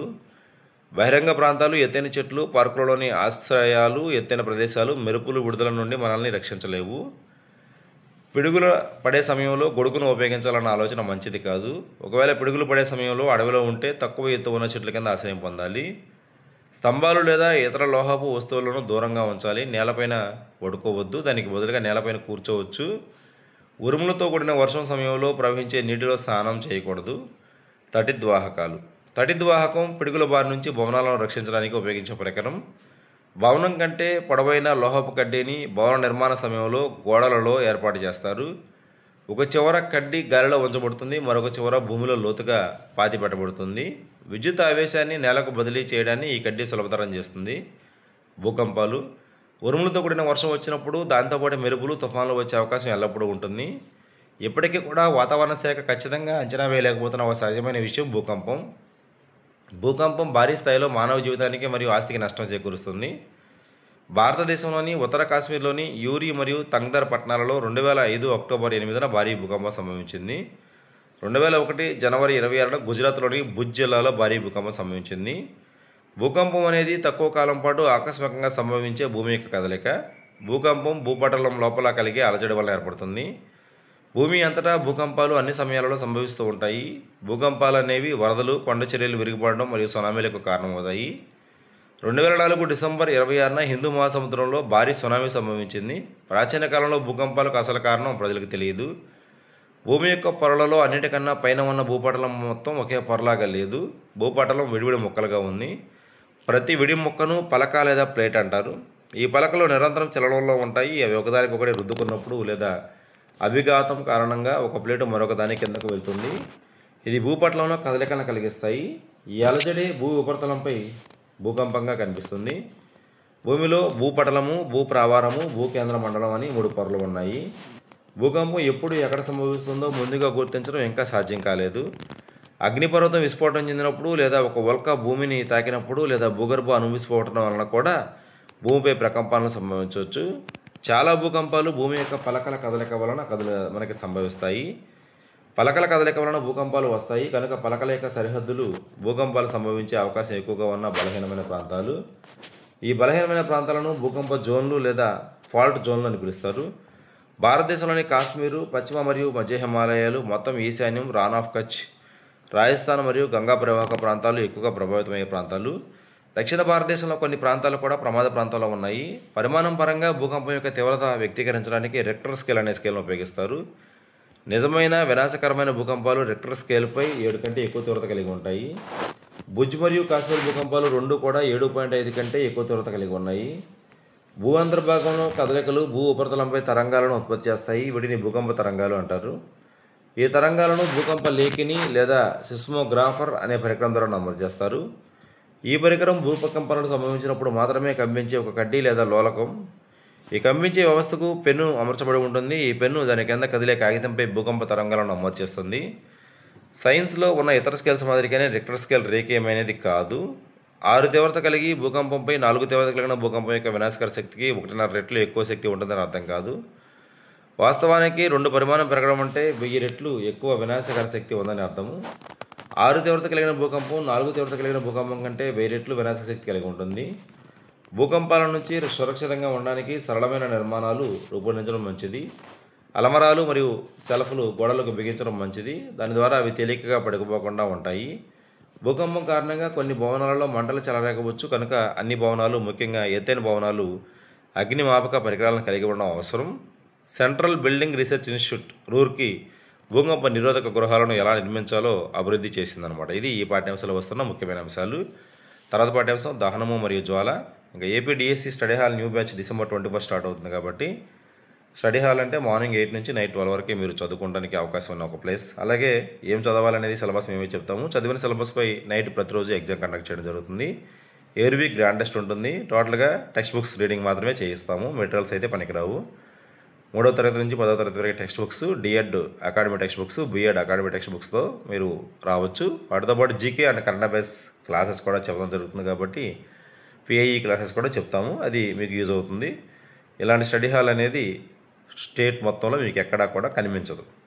అంటే మీరు వెళ్ళి చదువుకుని వచ్చేయడమే కానీ, లేదా 4 రోజులకు 5 రోజులకు ఒకసారి వెళ్ళి ఎగ్జామ్ రాయడమే కానీ, ఇక్కడే కూర్చోబెట్టి చదివించి ఎగ్జామ్స్ పెట్టి అలా రివిజన్ చేయించే అవకాశం ఒకే ఒక చోట ఉంది. లాస్ట్ డిఎస్సీలో కూడా మనం 100 పైగా ఉద్యోగాలు సాధించాము. ఈ డిఎస్సీలో మరలా జాబ్స్ రావాలనుకునేవారు study hall new batch 21 start అవుతుంది కాబట్టి పైన ఉన్న స్క్రీన్పై కనిపిస్తున్న నెంబర్స్కి ఒకసారి కాంటాక్ట్ అవ్వండి. తర్వాత పాఠ్యాంశం దహనము మరియు జ్వాల అనే దాంట్లో ఏముందో చూద్దాం. మన ఇంట్లో కానీ వాహనాలు నడపడం కోసం కానీ అనేక రకాల ఇంధనాలు ఉపయోగిస్తూ ఉంటాము. ఆవు పేడ, కలప, బొగ్గు, పెట్రోలు, డీజిలు, సంపీడే సహజ వాయువు మొదలైన ఇంధనాలు ఉంటాయి. కొవ్వొత్తి వెలిగించినప్పుడు కొవ్వొత్తి జ్వాలతో మండుతుంది. బొగ్గు అలా కాదు, బొగ్గు మండించినప్పుడు జ్వాల రాదు. జ్వాల లేకుండా మండుతున్న అనేక ఇతర పదార్థాలను మనం చూసే ఉంటాము. దహనము, మెగ్నీషియం మండినప్పుడు మెగ్నీషియం ఆక్సైడ్, ఉష్ణము మరియు కాంతి ఏర్పడతాయి. గాలిలో బొగ్గు మండుతుంది. గాలిలో బొగ్గు మండినప్పుడు కార్బన్ డైఆక్సైడ్, ఉష్ణము మరియు కాంతి అనేది ఉత్పత్తి అవుతుంది. ఒక పదార్థం ఆక్సిజన్తో చర్య జరిపి ఉష్ణాన్ని విడుదల చేసే రసాయనిక ప్రక్రియను దహనం అంటారు. మండే గుణం కలిగిన పదార్థాన్ని దహనశీల పదార్థం అంటారు. దీనిని ఇంధనం అని కూడా అంటారు. ఇంధనం ఘన, ద్రవ, వాయు రూపంలో ఉండవచ్చు. కొన్నిసార్లు దహన సమయంలో జ్వాల లేదా వెలుగు రూపంలో కాంతి కూడా విడుదలవుతుంది. మెగ్నీషియం మరియు బొగ్గు అనేవి దహనశీల పదార్థాలు. మన శరీరానికి ఆహారమే ముఖ్యమైన ఇంధనం. మన శరీరంలో కూడా ఆహారం ఆక్సిజన్తో చర్య జరిపి విచ్ఛిన్నమైనప్పుడు ఉష్ణం ఉత్పత్తి అవుతుంది. దహనానికి గాలి అవసరం. సూర్యుడు ఉష్ణాన్ని, వెలుతురును స్వయంగా ఉత్పత్తి చేస్తాడు. సూర్యునిలో కేంద్రక చర్యల వలన ఉష్ణం మరియు కాంతి ఉత్పత్తి అవుతాయి. వేసవిలో విపరీతమైన వేడి వలన కొన్ని చోట్ల ఎండు గడ్డిలో మంట ఏర్పడుతుంది. గడ్డి నుండి ఇది చెట్లకు వ్యాపిస్తుంది మరియు చాలా త్వరగా మొత్తం అడవికి మంటలు అంటుకుంటాయి. ఇలాంటి మంటలను అదుపు చేయడం చాలా కష్టం. దీనిని కార్చిచ్చు అంటారు. వివిధ పదార్థాలు వేర్వేరు ఉష్ణోగ్రతల వద్ద మండుతాయి. ఏ కనిష్ట ఉష్ణోగ్రత వద్ద ఒక పదార్థం మండుతుందో దానిని ఆ పదార్థాల యొక్క జ్వలన ఉష్ణోగ్రత అంటారు. గది ఉష్ణోగ్రత వద్ద అగ్గిపుల్ల తనంతట తానుగా మండదు. అగ్గిపెట్టె పక్క భాగంపై రుద్దడం వలన అగ్గిపుల్ల మండుతుంది. దహనశీలి పదార్థ యొక్క ఉష్ణోగ్రత దాని జ్వలన ఉష్ణోగ్రత కంటే తక్కువగా ఉన్నంత వరకు అది మండదు. ఒక పదార్థం మండడానికి అది దాని జ్వలన ఉష్ణోగ్రతను చేరుకోవాలి. మండుతున్న పొయ్యిపై మూకుడులో వంట నూనె ఎక్కువసేపు ఉంచితే మంటలు అంటుకోవడం మనం గమనించవచ్చు. కిరోసిన్ మరియు కలప గది ఉష్ణోగ్రత వద్ద మండవు. కిరోసిన్ను కొద్దిగా వేడి చేస్తే అది మండుతుంది, కానీ చెక్కను కొద్దిగా వేడి చేసిన అది మండదు. అగ్గిపుల్ల చరిత్ర చాలా పురాతనమైనది. ఈజిప్ట్లో 5000 సంవత్సరాల క్రితం గంధకంతో ముంచిన ఫైన్ చెక్క యొక్క చిన్న ముక్కలను అగ్గిపుల్లలుగా ఉపయోగించారు. ప్రస్తుతం వాడుతున్న సురక్షిత అగ్గిపెట్టి 200 సంవత్సరాల క్రితమే మాత్రమే అభివృద్ధి చేయబడింది. ఇది సురక్షిత అగ్గిపెట్టి అన్నమాట. తగిన కలపను ఎన్నుకొని యాంటిమోనీ ట్రైసల్ఫైడ్, పొటాషియం క్లోరైడ్ మరియు తెల్ల భాస్వరం మిశ్రమాన్ని కొంత జిగురు మరియు స్టార్చ్లతో కలిపి అగ్గిపుల్ల తలభాగంలో పోస్తారు. కరుగు తలంపై రుద్దినప్పుడు ఘర్షణ వలన వచ్చిన ఉష్ణంతో తెల్లబాసురం మండుతుంది. దీనివలన అగ్గిపుల్ల దహనం చెందడం మొదలవుతుంది. ప్రస్తుతం మనం వాడుతున్న సురక్షిత అగ్గిపుల్ల తలలో యాంటిమోనీ ట్రైసల్ఫైడ్ మరియు పొటాషియం క్లోరైడ్ మాత్రమే ఉంటాయి. అగ్గిపెట్టె గరుగుతలం గాజు పొడి మరియు కొద్దిగా ఎర్రబాసురం కలిగి ఉంటుంది. తెల్లబాసురం కంటే ఎర్రబాసురం చాలా తక్కువ ప్రమాదకరమైంది. అగ్గిపుల్లని గరుగుతలంపై రుద్దినప్పుడు కొంత ఎర్రబాసురం తెల్లబాసురంగా మారుతుంది. ఇది వెంటనే అగ్గిపుల్ల తలంలోని పొటాషియం క్లోరైడ్తో చర్య జరిపి యాంటిమోనీ ట్రైసల్ఫైడ్ మండించడానికి తగినంత వేడిని ఉత్పత్తి చేస్తుంది మరియు దహనాన్ని ప్రారంభిస్తుంది. జ్వలన ఉష్ణోగ్రత చాలా తక్కువగా ఉండి మండించినప్పుడు సులభంగా మండే పదార్థాలను దహనశీలి పదార్థాలు అంటారు. పెట్రోలు, ఆల్కహాలు, ద్రవీకృత ఇంధన వాయువు మొదలైనవి దహనశీల పదార్థాలకు ఉదాహరణలు. మంటలు మండుతున్నప్పుడు మంటల మీద నీరు చల్లుతాము. నీరు మండే పదార్థాన్ని చల్లబరుస్తుంది. దాని ద్వారా దాని ఉష్ణోగ్రతను జ్వలన ఉష్ణోగ్రత కంటే తగ్గించి వేస్తుంది. ఇది మంటలు వ్యాపించకుండా నిరోధిస్తుంది. మండే పదార్థం చుట్టూ నీటి ఆవిరి కూడా వ్యాపిస్తుంది. ఇది గాలి సరఫరాను తగ్గించడంలో సహాయపడుతుంది, కాబట్టి మంటలు ఆరిపోతాయి. మంటను ఉత్పత్తి చేయడానికి 3 ముఖ్యమైన కారకాలు ఉన్నాయి: ఇంధనము, గాలి, ఉష్ణోగ్రత. వీటిలో 1 లేదా అంతకన్నా ఎక్కువ కారకాలను తొలగించడం ద్వారా మంటను మనం నియంత్రించవచ్చు. గాలి సరఫరాను నిలిపివేయడం లేదా ఇంధనం యొక్క ఉష్ణోగ్రత తగ్గించడం లేదా రెండూ చేయవచ్చు. నీరు మంటలను ఆర్పే సర్వసాధారణ సాధనం. విద్యుత్ పరికరాలు వంటివి మండుతున్నప్పుడు నీటిని ఉపయోగించినట్లయితే నీరు విద్యుత్తును ప్రవహింపచేసి మంటలను అదుపు చేయడానికి ప్రయత్నిస్తున్న వారికి హాని చేసే అవకాశం ఉంది. నూనె, పెట్రోల్ వంటి పదార్థాలు మండుతున్నప్పుడు వాటిని ఆర్పడానికి నీరు పనికిరాదు. నూనె కంటే నీరు బరువుగా ఉంటుంది కాబట్టి నీరు నూనె యొక్క అడుగు భాగానికి చేరిపోతుంది, పైన ఉన్న నూనె మండుతూనే ఉంటుంది. విద్యుత్ పరికరాలు మరియు పెట్రోల్ వంటి దహనశీల పదార్థాలు మండుతున్నప్పుడు వాటిని ఆర్పడానికి కార్బన్ డైఆక్సైడ్ అనేది ఉత్తమమైనది. కార్బన్ డైఆక్సైడ్ ఆక్సిజన్ కంటే బరువైంది, మంటను ఇది ఒక దుప్పట్లాగా కప్పేస్తుంది. దీని ఫలితంగా ఇంధనం మరియు ఆక్సిజన్ల మధ్య సంబంధం తెగిపోయి మంట నియంత్రించబడుతుంది. చాలా సందర్భాలలో కార్బన్ డైఆక్సైడ్ను ఉపయోగించడం వలన కలిగే అదనపు ప్రయోజనం ఏమిటంటే అది విద్యుత్ పరికరాలకు హాని కలిగించదు. కార్బన్ డైఆక్సైడ్ను అధిక పీడనం వద్ద ద్రవంగా సిలిండర్లలో నిల్వ చేయవచ్చు. ద్రవీకృత ఇంధన వాయువు సిలిండర్లో ఏ రూపంలో నిల్వ చేయబడుతుందో మనం చూడవచ్చు. సిలిండర్ నుండి విడుదలైనప్పుడు కార్బన్ డైఆక్సైడ్ ఘనపరిమాణం భారీగా వ్యాకోచించి చల్లబడుతుంది. అందువలన ఇది మంట చుట్టూ ఒక దుప్పటి వలె ఏర్పడుతుంది. అంతేకాకుండా ఆ ఇంధనం యొక్క ఉష్ణోగ్రతను కూడా తగ్గించి వేస్తుంది. అందువలననే కార్బన్ డైఆక్సైడ్ మంటలను ఆర్పే ఉత్తమ పదార్థం. కార్బన్ డైఆక్సైడ్ పొందడానికి అధిక మోతాదులో సోడియం బైకార్బోనేటు లేదా పొటాషియం బైకార్బోనేటు రసాయనాల పొడిని ఉపయోగించడం మరొక పద్ధతి. మంట వద్ద ఈ రసాయనాలు కార్బన్ డైఆక్సైడ్ వాయువు విడుదల చేస్తాయి. సోడియం బైకార్బోనేట్ యొక్క సాధారణ నామం వంట సోడా. దహనంలో రకాలు. కొన్ని పదార్థాలు వేగంగా మండి ఉష్ణము మరియు కాంతిని ఉత్పత్తి చేస్తాయి. ఇటువంటి దహనాన్ని శీఘ్ర దహనం అంటారు. శీఘ్ర దహనానికి ఉదాహరణ గ్యాస్. ఫాస్ఫరస్ వంటి పదార్థాలు గది ఉష్ణోగ్రత వద్ద గాలిలో మండుతాయి. ఒక పదార్థం ఏ ప్రత్యేకమైన కారణం లేకుండా స్వతహాగా జ్వాలతో మండడాన్ని స్వతసిద్ధ దహనం అంటారు. బొగ్గు ధూళి యొక్క స్వతసిద్ధ దహనం ఫలితంగా బొగ్గు గనుల్లో వినాశకరమైన మంటలు ఏర్పడతాయి. స్వతసిద్ధమైన కార్చిచ్చు కొన్నిసార్లు సూర్యుడు వేడి లేదా పిడుగుబాటు కారణంగా సంభవిస్తుంది. బాణసంచా కాల్చేటప్పుడు పెద్ద మొత్తంలో వాయువులు మరియు ధ్వని, ఉష్ణము, కాంతి విడుదలవుతాయి. ఇలాంటి చర్యని పేలుడు అంటారు. టపాసులపై పీడనం పెరిగినా కూడా పేలుడు జరుగుతుంది. మండే సమయంలో ఆవిరయ్యే పదార్థాలు జ్వాలలను ఏర్పరుస్తాయి. ఉదాహరణకు కిరోసిన్ మరియు కరిగిన మైనము ఒత్తి ద్వారా పైకి వెళ్ళే మండే సమయంలో ఆవిరైపోయి జ్వాలను ఏర్పరుస్తాయి. బొగ్గు ఆవిరి కాదు మరియు జ్వాలను ఉత్పత్తి చేయదు. కొవ్వొత్తి జ్వాల స్థిరంగా ఉన్నప్పుడు జ్వాల యొక్క ప్రకాశవంతమైన ప్రాంతంలో ఒక నల్లటి వృత్తాకార వలయం ఏర్పడుతుంది. ఇది కొవ్వొత్తి జ్వాల యొక్క ప్రకాశవంతమైన ప్రాంతంలో కూడా ఇంకా మండని కార్బన్ కణాలు ఉన్నాయని తెలియజేస్తుంది. ఒక సన్నని పొడవాటి రాగి తీగను జ్వాల యొక్క ప్రకాశవంతంగా లేని చోట ఒకే సెకండ్ల పాటు ఉంచితే వాళ్లకు వెలుగులో ఉన్న రాగి తీగలోని భాగం ఎర్రగా మారుతుంది. జ్వాల యొక్క ప్రకాశవంతంగా లేని ప్రాంతం అధిక ఉష్ణోగ్రత కలిగి ఉందని అర్థం చేసుకోవచ్చు. గృహ మరియు పరిశ్రమలలో ఉష్ణ శక్తి అవసరాల కోసం ప్రధానంగా మనం కలప బొగ్గు, పెట్రోలు, కిరోసిన్ మొదలైన వాటిని ఉపయోగిస్తారు. వీటిని ఇంధనాలు అంటారు. ఆదర్శ ఇంధనం అనేది సులభంగా లభిస్తుంది, చౌకైంది, మధ్యస్థ వేగంతో మండుతుంది. ఆదర్శ ఇంధనం అధిక మొత్తంలో ఉష్ణాన్ని ఉత్పత్తి చేస్తుంది, ఎటువంటి పదార్థాలను విడుదల చేయదు. వాస్తవానికి ఏ ఇంధనం కూడా ఆదర్శంగా పరిగణించకూడదు. ఆవు పేడ, బొగ్గు మరియు ద్రవీకృత ఇంధనం వాయువులను ఇంధనంగా ఉపయోగించి మనం ఏదైనా పని చేయవచ్చు. 1 కిలోగ్రాము ఇంధనం పూర్తిగా దహనం చెందడం వలన ఉత్పత్తి అయ్యే ఉష్ణరాశిని ఆ ఇంధనం యొక్క కెలోరిఫిక్ విలువ అంటారు. ఇంధనం యొక్క కెలోరిఫిక్ విలువను కిలోజౌల్ లేదా కిలోగ్రామ్ అనే ప్రమాణాలలో వ్యక్తపరుస్తారు. ఆవు పేడతో చేసిన పేడ యొక్క కెలోరిఫిక్ విలువ పేడకి 6,000 నుంచి 8,000 ఉంటుంది. చెక్క కెలోరిఫిక్ విలువ 17,000 నుంచి 22,000 ఉంటుంది. బొగ్గు కెలోరిఫిక్ విలువ 25,000 నుంచి 33,000 ఉంటుంది. పెట్రోల్ కెలోరిఫిక్ విలువ 45,000, కిరోసిన్ కెలోరిఫిక్ విలువ 45,000, డీజిల్ కెలోరిఫిక్ విలువ 45,000, మీథేన్ కెలోరిఫిక్ విలువ 50,000, సిఎన్జి కంప్రెసర్ న్యాచురల్ గ్యాస్ యొక్క కెలోరిఫిక్ విలువ 50,000, ద్రవీకృత ఇంధన వాయువు కెలోరిఫిక్ విలువ 55,000, బయోగ్యాస్ కెలోరిఫిక్ విలువ 35,000 నుంచి 40,000, హైడ్రోజన్ కెలోరిఫిక్ విలువ 1,50,000. పెరుగుతున్న ఇంధన వినియోగం పర్యావరణంపై హానికరమైన ప్రభావాలను చూపుతుంది. చెక్క, బొగ్గు, పెట్రోలియం వంటి ఇంధనాలు మండని కర్బన రేణువులను విడుదల చేస్తాయి. ఈ ప్రమాదకర సూక్ష్మ కాలుష్య కారకాలు ఆస్మా వంటి శ్వాసకోశ వ్యాధులు కారణమవుతున్నాయి. ఇంధనాల అసంపూర్ణ దహనం వలన కార్బన్ మోనాక్సైడ్ అనే వాయువు విడుదలవుతుంది. కార్బన్ మోనాక్సైడ్ చాలా విషపూరితమైన వాయువు. మూసి ఉన్న గదిలో బొగ్గును మండించడం చాలా ప్రమాదకరము. ఇలా ఉత్పత్తి అయిన కార్బన్ మోనాక్సైడ్ వాయువు వలన ఆ గదిలో నిద్రిస్తున్న వ్యక్తులు చనిపోతారు. చాలా ఇంధనాలు దహనం చెందినప్పుడు వాతావరణంలోకి కార్బన్ డైఆక్సైడ్ వాయువు విడుదల చేస్తాయి. గాలిలో కార్బన్ డైఆక్సైడ్ గాఢత పెరగడం భూతాపానికి కారణమవుతుంది. భూతాపం అనేది భూ వాతావరణ ఉష్ణోగ్రతను పెంచుతుంది. భూతాపం ఫలితంగా ధ్రువ ప్రాంతాలలో ఉన్న హిమనీనాదాలు కరిగిపోతాయి, సముద్ర మట్టం పెరగడానికి దారితీస్తుంది. భూతాపం సముద్ర తీర ప్రాంతాలలో వరదలకు కూడా కారణమవుతుంది. భూతాపం వలన లోతట్టు తీర ప్రాంతాలు శాశ్వతంగా నీటిలో మునిగిపోతాయి. బొగ్గు మరియు డీజిల్ను మండించడం వలన సల్ఫర్ డైఆక్సైడ్ వాయువు విడుదలవుతుంది. సల్ఫర్ డైఆక్సైడ్ వాయువు అధికంగా క్షయము కలిగించే మరియు ఊపిరి సలపనీయని వాయువు.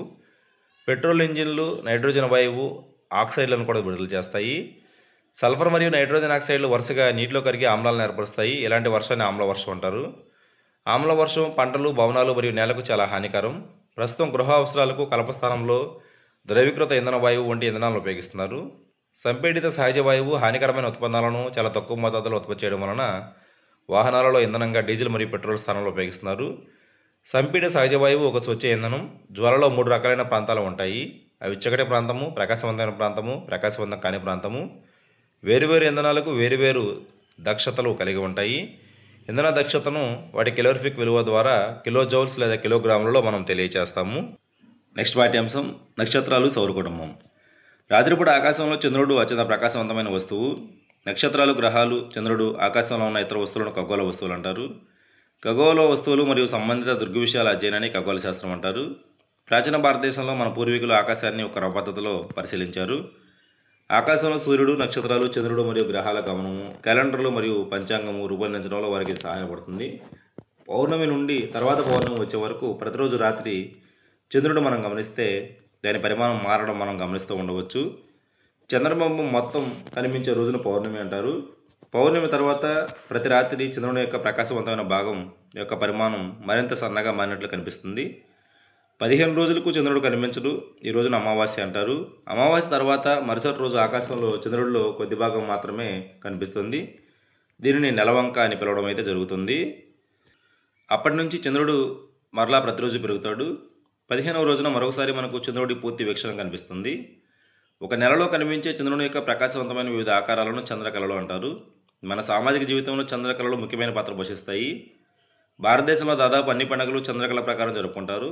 ఉదాహరణకు దీపావళిని అమావాస్య రోజున, బుద్ధ పూర్ణిమ మరియు గురునానక్ పుట్టినరోజుని పౌర్ణమి రోజున జరుపుకుంటారు. మహాశివరాత్రి క్షీణిస్తున్న చంద్రుని 13వ రాత్రిని జరుపుకుంటారు. నెలవంక కనిపించిన మరుసటి రోజున ఈద్ ఉల్ ఫితర్ జరుపుకుంటారు. ఒక పౌర్ణమి నుంచి తర్వాత పౌర్ణమికి మధ్య కాల వ్యవధి 29 రోజుల కంటే కొంచెం ఎక్కువ. అనేక క్యాలెండర్లలో ఈ కాలాన్ని నెల అని పిలుస్తారు.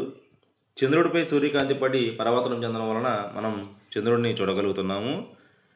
సూర్యుని కాంతి చంద్రుని పైన ఏ భాగంలో పడి మన వైపు పరావర్తనం చెందుతుందో ఆ భాగాన్ని మాత్రమే మనం చూడగలుగుతాము. చంద్రుడు భూమి చుట్టూ తిరుగుతున్నాడు. భూమి సూర్యుడు చుట్టూ తిరుగుతుంది. అమావాస్య తర్వాత ప్రతిరోజు భూమి నుండి కనిపించే చంద్రుని ప్రకాశవంతమైన భాగ పరిమాణం పెరుగుతూ ఉంటుంది. పౌర్ణమి తర్వాత ప్రతిరోజు భూమి నుంచి చూస్తే సూర్యకాంతి పడే చంద్రుని భాగం తగ్గుతూ ఉంటుంది. భూమి చుట్టూ చంద్రుడు ఒక పరిభ్రమణాన్ని పూర్తి చేస్తే తన అక్షం మీద ఒక భ్రమణాన్ని పూర్తి చేస్తారు. చంద్రుడిపైకి వెళ్ళిన వ్యోమగాములకు చంద్రుని ఉపరితలం దుమ్ముతో మరియు నిర్మానుష్యంగా ఉందని కనుగొన్నారు. చంద్రునిపై వివిధ పరిమాణాలలో అనేక పెద్ద పెద్ద గోతులు ఉన్నాయి. ఇంకా పెద్ద సంఖ్యలో నిటారు మరియు ఎత్తైన పర్వతాలు కలిగి ఉన్నాయి. వీటిలో కొన్ని భూమిపై కన్నా అత్యంత ఎత్తైన పర్వతాలు అంత ఎత్తు ఉన్నాయి. చంద్రునిపై వాతావరణం లేదు, నీరు లేదు. చంద్రునిపై ఎలాంటి ఆనకం లేదు కాబట్టి చంద్రునిపై మనం శబ్దాన్ని వినలేము. 1969 జూలై 21న అమెరికా వ్యోమగామి నీల్ ఆర్మ్స్ట్రాంగ్ మొదటిసారిగా చంద్రుడిపై అడుగుపెట్టాడు. నీల్ ఆర్మ్స్ట్రాంగ్ తర్వాత చంద్రుడిపై అడుగుపెట్టిన వ్యక్తి పేరు ఎడ్విన్ ఆల్డ్రిన్. సూర్యుడు ఒక నక్షత్రం. సూర్యుడు మిగిలిన నక్షత్రాల కంటే మనకు పెద్దగా కనిపించడానికి కారణం సూర్యుడు మనకు దగ్గరగా ఉండడం. సూర్యుడు భూమికి దాదాపు 150 మిలియన్ కిలోమీటర్ల దూరంలో ఉన్నాడు. సూర్యుని తర్వాత మనకు సమీప నక్షత్రం ప్రాక్సిమా సెంటౌరీ. ప్రాక్సిమా సెంటౌరీ భూమి నుంచి మనం గమనించినప్పుడు 400 కిలోమీటర్ల దూరంలో, 400 మిలియన్ కిలోమీటర్ల దూరంలో ఉంది. పెద్ద దూరాలను కొలవడానికి కాంతి సంవత్సరం అనే ప్రమాణాన్ని ఉపయోగిస్తారు. ఒక సంవత్సరంలో ప్రయాణించే దూరాన్ని కాంతి సంవత్సరం అంటారు. కాంతి సెకన్కు 3 లక్షల కిలోమీటర్ల వేగంతో ప్రయాణిస్తుంది. భూమి నుండి సూర్యుడి నుంచి దూరం సుమారుగా 8 కాంతి నిమిషాలని చెప్పవచ్చు. ఒక ఆల్ఫా సెంటౌరీ దాదాపు 4.3 కాంతి సంవత్సరాల దూరంలో మనకి ఉంది. నక్షత్రాలు పగటిపూట కూడా ఆకాశంలో ఉంటాయి. అయితే ప్రకాశవంతమైన సూర్యకాంతి కారణంగా అవి కనిపించవు. నక్షత్రాలు తూర్పు నుంచి పడమర వైపు కదులుతాయి. సాయంత్రం తూర్పున ఉదయించే నక్షత్రం తెల్లవారుజామున పశ్చిమాన అస్తమిస్తుంది. భూమి పడమర నుంచి తూర్పు తిరుగుతుంది. భూమి తన అక్షం మీద పడమర నుంచి తూర్పు తిరుగుతున్నప్పుడు సూర్యుడు తూర్పున ఉదయిస్తున్నట్లు మరియు పశ్చిమాన అస్తమిస్తున్నట్లు మనకు కనిపిస్తుంది. కదలకుండా ఉండే నక్షత్రం పేరు ధ్రువ నక్షత్రం. ఇది భూమి యొక్క అక్షం ఏ దిశలో ఉంది అది కదులుతున్నట్లుగా మనకి కనిపించదు. ధ్రువ నక్షత్రం భూమి యొక్క భ్రమణ అక్షానికి దగ్గరగా ఉంటుంది. మనం గుర్తించగలిగిన ఆకారాన్ని కలిగి ఉన్న ఒక సమూహాన్ని ఏర్పరిచే నక్షత్రాలను నక్షత్ర రాశులు అంటారు. ప్రాచీన కాలంలో ఆకాశంలో నక్షత్రాలను గుర్తించడానికి వీలుగా నక్షత్ర రాశులను రూపొందించారు. నక్షత్ర రాశుల యొక్క ఆకారాలు ఆనాటికి వారికి తెలిసిన బాగా వస్తువులను పోలి ఉండేవి. వేసవికాలంలో రాత్రి యొక్క ప్రారంభ సమయంలో చూడగలిగే అత్యంత ప్రసిద్ధమైన రాశి వర్సా మేజర్. వర్సా మేజర్ను బిగ్ డిప్పర్ లేదా బిగ్ బేర్, గ్రేట్ బేర్ లేదా సప్తర్షి అని పిలుస్తారు. దీనిలో 7 ప్రముఖ నక్షత్రాలు ఉన్నాయి. ఇది పెద్ద గరెట్ లాగా లేదా ప్రశ్నార్థకంలాగా కనిపిస్తుంది. ఈ గరిటె యొక్క కాడలో 3 నక్షత్రాలు మరియు గిన్నెల్లో 4 ఉంటాయి. అన్ని ప్రాచీన సంస్కృతులలో కూడా చాలా ఆసక్తికరమైన పౌరాణిక గాథలు వివిధ నక్షత్ర రాశులతో ముడిపడి ఉంటాయి. రాత్రిపూట ఆకాశంలో కనిపించే కొన్ని నక్షత్ర రాశులకు ఉదాహరణ గ్రేట్ బేర్, ఓరియన్, కాసియోపియో, జియో మేజర్. సప్తర్షి అనే నక్షత్ర రాశి 7 భారతీయ సాధువులతో సంబంధం కలిగి ఉంటుంది. సప్తర్షి ఏర్పరిచిన 7 ఋషులు వేదాల యొక్క శాశ్వతమైన జ్ఞానాన్ని సంరక్షిస్తూ ఉంటారు మరియు దానిని ప్రతి కొత్త యుగంలో ప్రజలకు వివరిస్తూ ఉంటారు. సప్తర్షిని ఏర్పరిచిన 7 భారతీయ ఋషులు వశిష్ఠ, మరీచి, అంగీరస, అత్రి, క్రటు, పులహ, పులస్త్య. సప్తర్షిలో ఉన్న 7 నక్షత్రాలు అల్కైడు, మైజరు, అలియోత్తు, మెగ్రేజు, దుబే, మరాక్కు, ఫిగ్డా. నక్షత్ర రాశి ఆకారంలో తూర్పు నుంచి పడమరకు మనకు కదులుతుంది. ఆకాశంలో నక్షత్ర రాశి అనేది తూర్పు నుంచి పడమరకు కదులుతుంది. వర్షా మేజర్ సహాయంతో మనం ధ్రువ నక్షత్రాన్ని గుర్తించగలుగుతాము. నక్షత్రాలు అన్నీ తూర్పు నుంచి పడమరకి కదులుతాయి. ధ్రువ నక్షత్రం అనేది అసలు కదలదనమాట. వేసవికాలం రాత్రి సమయంలో వర్షా మేజర్ మనం గమనిస్తే నక్షత్రాలన్నీ ధ్రువ నక్షత్రం చుట్టూ పరిభ్రమిస్తున్నట్లుగా కనిపిస్తాయి. ధ్రువ నక్షత్రం దక్షిణార్ధగోళం నుంచి మనకి కనిపించదు. వర్షా మేజర్ వంటి ఉత్తరార్ధగోళంలోని కొన్ని నక్షత్ర రాశులు కూడా దక్షిణార్ధగోళంలో కొన్ని ప్రాంతాల నుంచి మనకి కనిపించవు. ఓరియన్ అనే నక్షత్ర రాశిని మనం శీతాకాలంలో సాయంకాల సమయంలో చూడవచ్చు. ఓరియన్లో కూడా 7 లేదా 8 నక్షత్రాలు ప్రకాశవంతమైన నక్షత్రాలు ఉంటాయి. ఓరియన్ను హంటర్ అని కూడా పిలుస్తారు. మధ్యలో ఉండే 3 నక్షత్రాలు వేటగాని యొక్క బెల్ట్ను సూచిస్తాయి. 4 ప్రకాశవంతమైన నక్షత్రాలు చతుర్భుజం రూపంలో అమర్చబడినట్లు కనిపిస్తాయి. ఆకాశంలో అత్యంత ప్రకాశవంతమైన నక్షత్రం సిరియస్. సిరియస్ నక్షత్రం ఓరియన్కు సమీపంలో ఉంటుంది. సిరియస్ను గుర్తించడానికి ఓరియన్ మధ్య భాగంలోని 3 నక్షత్రాలకు ఉన్న ఒక సరళ రేఖ ఊహించాలి. ఈ రేఖ వెంట తూర్పు వైపుగా ఇస్తే ఈ గీత మీకు అత్యంత ప్రకాశవంతమైన నక్షత్రానికి దారి చూపిస్తుంది. ఇదే సిరియస్ నక్షత్రం. కాసియోపియా అనేది ఆకాశంలో ఉత్తర భాగంలో ఉన్న మరొక ప్రముఖ నక్షత్ర రాశి. కాసియోపియో శీతాకాలంలో రాత్రి యొక్క మొదటి భాగంలో మనకి కనిపిస్తుంది. హలో, చెప్పండమ్మా. చెప్పమ్మా.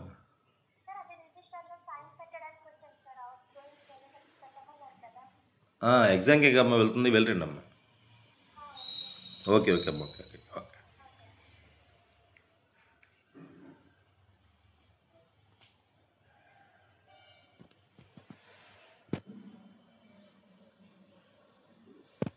ఒక రాశిలో 5 నుంచి 10 నక్షత్రాలు మాత్రమే ఉండవు. రాశి పెద్ద సంఖ్యలో నక్షత్రాలను కలిగి ఉంటుంది. మన కంటితో నక్షత్ర రాశిలోని ఈ ప్రకాశవంతమైన నక్షత్రాలు మాత్రమే మనం చూడగలుగుతాము. నక్షత్ర రాశిని రూపొందించే నక్షత్రాలన్నీ కూడా ఒకే దూరంలో ఉండవు. అది కేవలం ఆకాశంలో ఒకే దృష్టి రేఖలో ఉంటాయి. సౌర వ్యవస్థ. సూర్యుడు మరియు దాని చుట్టూ జరిగే ఖగోళ వస్తువులు సౌర వ్యవస్థను ఏర్పాటు చేస్తాయి. సౌర వ్యవస్థలో గ్రహాలు, తోకచుక్కలు, గ్రహశకలాలు మరియు ఉల్కలు వంటి వాటిని పెద్ద సంఖ్యలో కలిగి ఉంటాయి. సూర్యుడు మరియు ఈ ఖగోళ వస్తువుల మధ్య గల గురుత్వాకర్షణ దాని చుట్టూ తిరిగేలా చేస్తుంది. భూమి సౌర వ్యవస్థలో ఒక భాగం. భూమితో పాటు సూర్యుడి చుట్టూ తిరిగే మరొక 7 గ్రహాలు ఉన్నాయి. సూర్యుడి చుట్టూ దూరం పరంగా 8 గ్రహాలు వరుసగా బుధుడు, శుక్రుడు, భూమి, అంగారకుడు, బృహస్పతి, శని, యురేనస్, నెప్ట్యూన్. 2006 వరకు సౌర వ్యవస్థలో 9 గ్రహాలు ఉండేవి. ప్లూటో సూర్యుడి నుంచి దూరంలో ఉన్న గ్రహం. 2006లో అంతర్జాతీయ ఖగోళ శాస్త్ర సంఘం గ్రహం యొక్క కొత్త నిర్వచనాన్ని ఆమోదించింది. ఈ నిర్వచనానికి ప్లూటో గ్రహం ఇప్పుడు సరిపోదు. ప్లూటో ఇప్పుడు గ్రహం కాదు. సూర్యుడు మనకి అత్యంత సమీపమైన నక్షత్రం.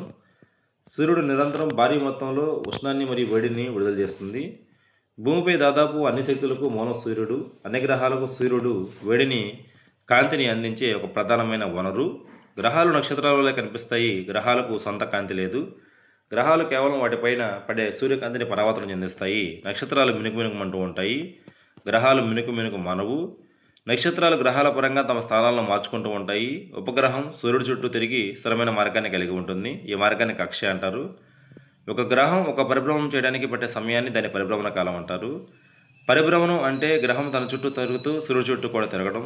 సూర్యుడి నుంచి గ్రహం దూరం పెరిగే కొలది పరిభ్రమణ కాలం పెరుగుతుంది. గ్రహాలు సూర్యుడు చుట్టూ తిరుగుతూ తమతో పాటు స్వీయ అక్షంపై ఒక బొంగరం వల్ల తిరుగుతాయి. ఒక గ్రహం ఒక భ్రమణం పూర్తి చేయడానికి పట్టే సమయాన్ని భ్రమణకాలం అంటారు. కొన్ని గ్రహాలకు వాటి చుట్టూ తిరిగి చంద్రుడు లేదా ఉపగ్రహాలు ఉన్నాయి.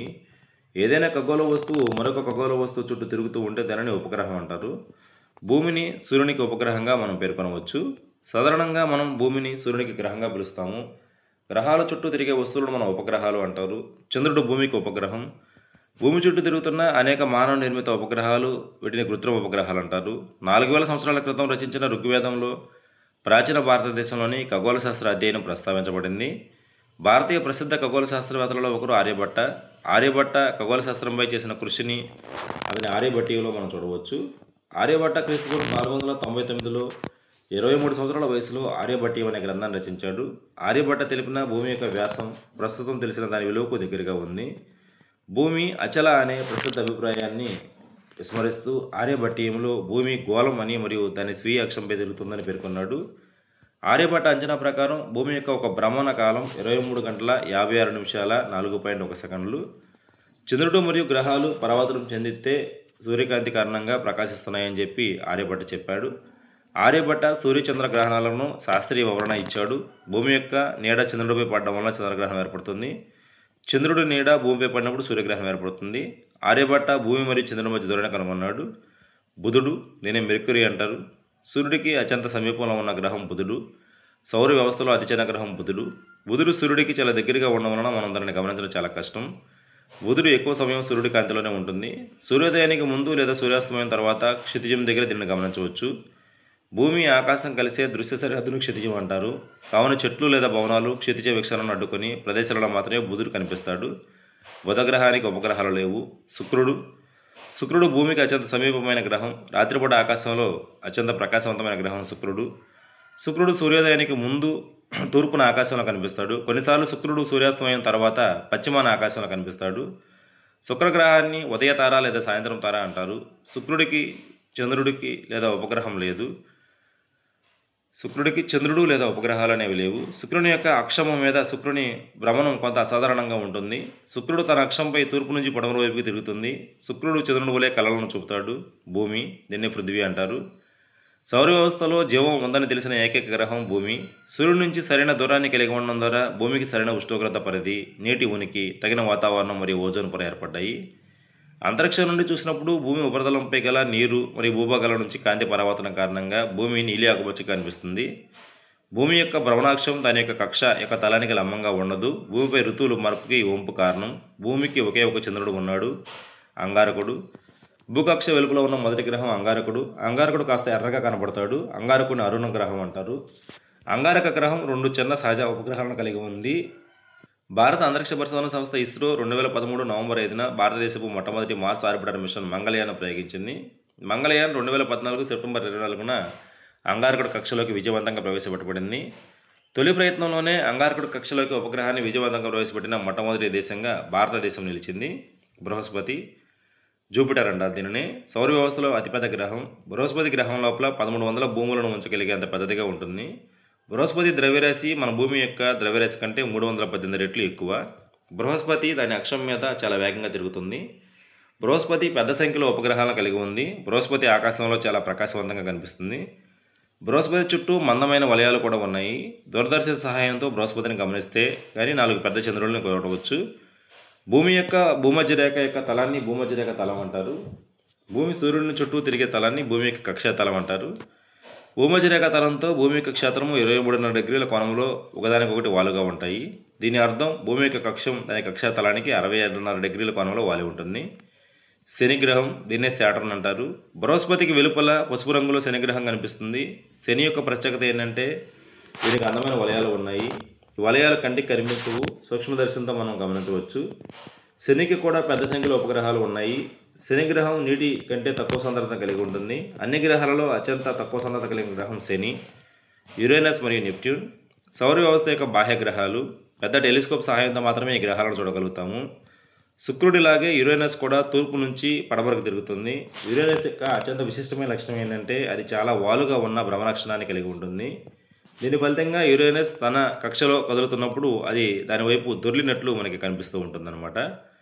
బుధుడు, శుక్రుడు, భూమి, అంగారకుడు గ్రహాలను మిగిలిన 4 గ్రహాల కంటే సూర్యుడికి చాలా దగ్గరగా ఉన్నాయి కాబట్టి బుధుడు, శుక్రుడు, భూమి, కుజుడు గ్రహాలను అంతర్గ్రహాలు అంటారు. అంతర్గ్రహాలు చాలా తక్కువ సంఖ్యలో చంద్రుడులను కలిగి ఉంటాయి, అంటే ఉపగ్రహాలను కలిగి ఉంటాయి. అంగారకుడి కక్ష వెలుపల ఉన్న బృహస్పతి, శని, యురేనస్, నెప్ట్యూన్ గ్రహాలను అంతర్గ్రహాల కంటే చాలా దూరంగా ఉన్నాయి. బృహస్పతి, శని, యురేనస్, నెప్ట్యూన్ గ్రహాలను బాహ్యగ్రహాలు అంటారు. బాహ్యగ్రహాలు వాటి చుట్టూ వలయ వ్యవస్థను కలిగి ఉంటాయి. బాహ్యగ్రహాలు పెద్ద సంఖ్యలో చంద్రులను కలిగి ఉంటాయి. సూర్యుడి చుట్టూ తిరిగే కొన్ని ఇతర వస్తువులు ఉన్నాయి, అవి సౌర కుటుంబంలోకి రావు. గ్రహ శకలాలు. కుజుడు మరియు బృహస్పతి మధ్య కక్షల మధ్య ఇవి చాలా అంతరం ఉంటుంది. ఈ అంతరం సూర్యుడి చుట్టూ పరిభ్రమించే అనేక చిన్న చిన్న వస్తువుల చేత ఆక్రమించబడుతుంది. వీటిని గ్రహ శకలాలు లేదా ఆస్ట్రాయిడ్స్ అంటారు. గ్రహ శకలాలు పెద్ద టెలిస్కోపుల ద్వారా మాత్రమే మనం చూడగలుగుతాము. తోకచుక్కలు కూడా మన సౌర వ్యవస్థలో సభ్యులే. తోకచుక్కలు దీర్ఘవృత్తాకార కక్షలో సూర్యుడి చుట్టూ తిరుగుతూ ఉంటాయి. సూర్యుడి చుట్టూ తోకచుక్కల పరిభ్రమణ కాలం సాధారణంగా చాలా ఎక్కువగా ఉంటుంది. సాధారణంగా ఒక తోకచుక్క పొడవాటి తోక ప్రకాశవంతమైన తలతో కనిపిస్తుంది. తోకచుక్క సూర్యుడిని సమీపించే కొద్దీ తోక పొడవు మరింత పెరుగుతుంది. తోకచుక్క యొక్క తోక ఎల్లప్పుడూ సూర్యుడికి దూరంగా ఉంటుంది. హేలీ తోకచుక్క ప్రతి 76 సంవత్సరాలకు ఒకసారి కనిపిస్తుంది. హేలీ తోకచుక్క చివరిసారిగా 1986లో కనిపించింది. కొంతమంది ప్రజలు తోకచుక్కలను యుద్ధాలు, అంటువ్యాధులు, వరదలు వంటి విపత్తులకు దోతాలు కారణం అనుకుంటారు. ఉల్కలు మరియు ఉల్కాపాతము. రాత్రి సమయంలో చంద్రుడు లేకుండా ఆకాశం స్పష్టంగా కనిపించేటప్పుడు మనం ఆకాశంలో ప్రకాశవంతమైన చారాలను గమనిస్తూ ఉంటాము. ఇవి నక్షత్రాలు కానప్పటికీ వీటిని సాధారణంగా షూటింగ్ స్టార్స్ అని పిలుస్తారు. వీటిని ఉల్కలు అంటారు. ఉల్కలు అనేది సాధారణంగా భూమి యొక్క వాతావరణంలోనికి అప్పుడప్పుడు ప్రవేశించే చిన్న వస్తువులు. ఉల్కలు భూమి యొక్క వాతావరణంలోనికి ప్రవేశించే సమయంలో చాలా ఎక్కువ వేగం కలిగి ఉంటుంది. వాతావరణం కారణంగా ఏర్పడే ఘర్షణ ఉల్కలను వేడెక్కిస్తుంది. ఇలాంటి సమయంలో అవి ప్రకాశవంతంగా మండి త్వరగా ఆవిరైపోతుంటాయి. అందుకే ప్రకాశవంతమైన చార తక్కువ సమయం మాత్రమే మనకు కనిపిస్తుంది. కొన్ని పెద్ద ఉల్కలు పూర్తిగా ఆవిరి కాకముందే భూమిని చేరతాయి. భూమిని చేరే ఈ పదార్థాన్ని ఉల్కాపాతం అని చెప్పి పిలవడం జరుగుతుంది. ఉల్కాపాతం జరుగుతుంది కూడా చూస్తూ ఉంటాం. సౌర వ్యవస్థ ఏర్పడడానికి కారణమైన పదార్థాల స్వభావాన్ని పరిశోధించే శాస్త్రవేత్తలకు ఉల్కలు సహాయపడతాయి. భూమి తోకచుక్క యొక్క తోకని దాటినప్పుడు ఉల్కల సమూహాలు మనకి కనిపిస్తాయి. వీటిని ఉల్కాపాతాలు అంటారు. ఉల్కాపాతాలు ప్రతి సంవత్సరం తప్పకుండా సంభవిస్తూ ఉంటాయి. కృత్రిమ ఉపగ్రహాలు ఇది మానవ నిర్మితమైనవి భూమిపై నుంచి ప్రయోగించబడతాయి. భూమి యొక్క సహజ ఉపగ్రహమైన చంద్రుడి కంటే ఇవి చాలా దగ్గరగా భూమి చుట్టూ తిరుగుతూ ఉంటాయి. భారతదేశం అనేక కృత్రిమ ఉపగ్రహాలను తయారు చేసి ప్రయోగించింది.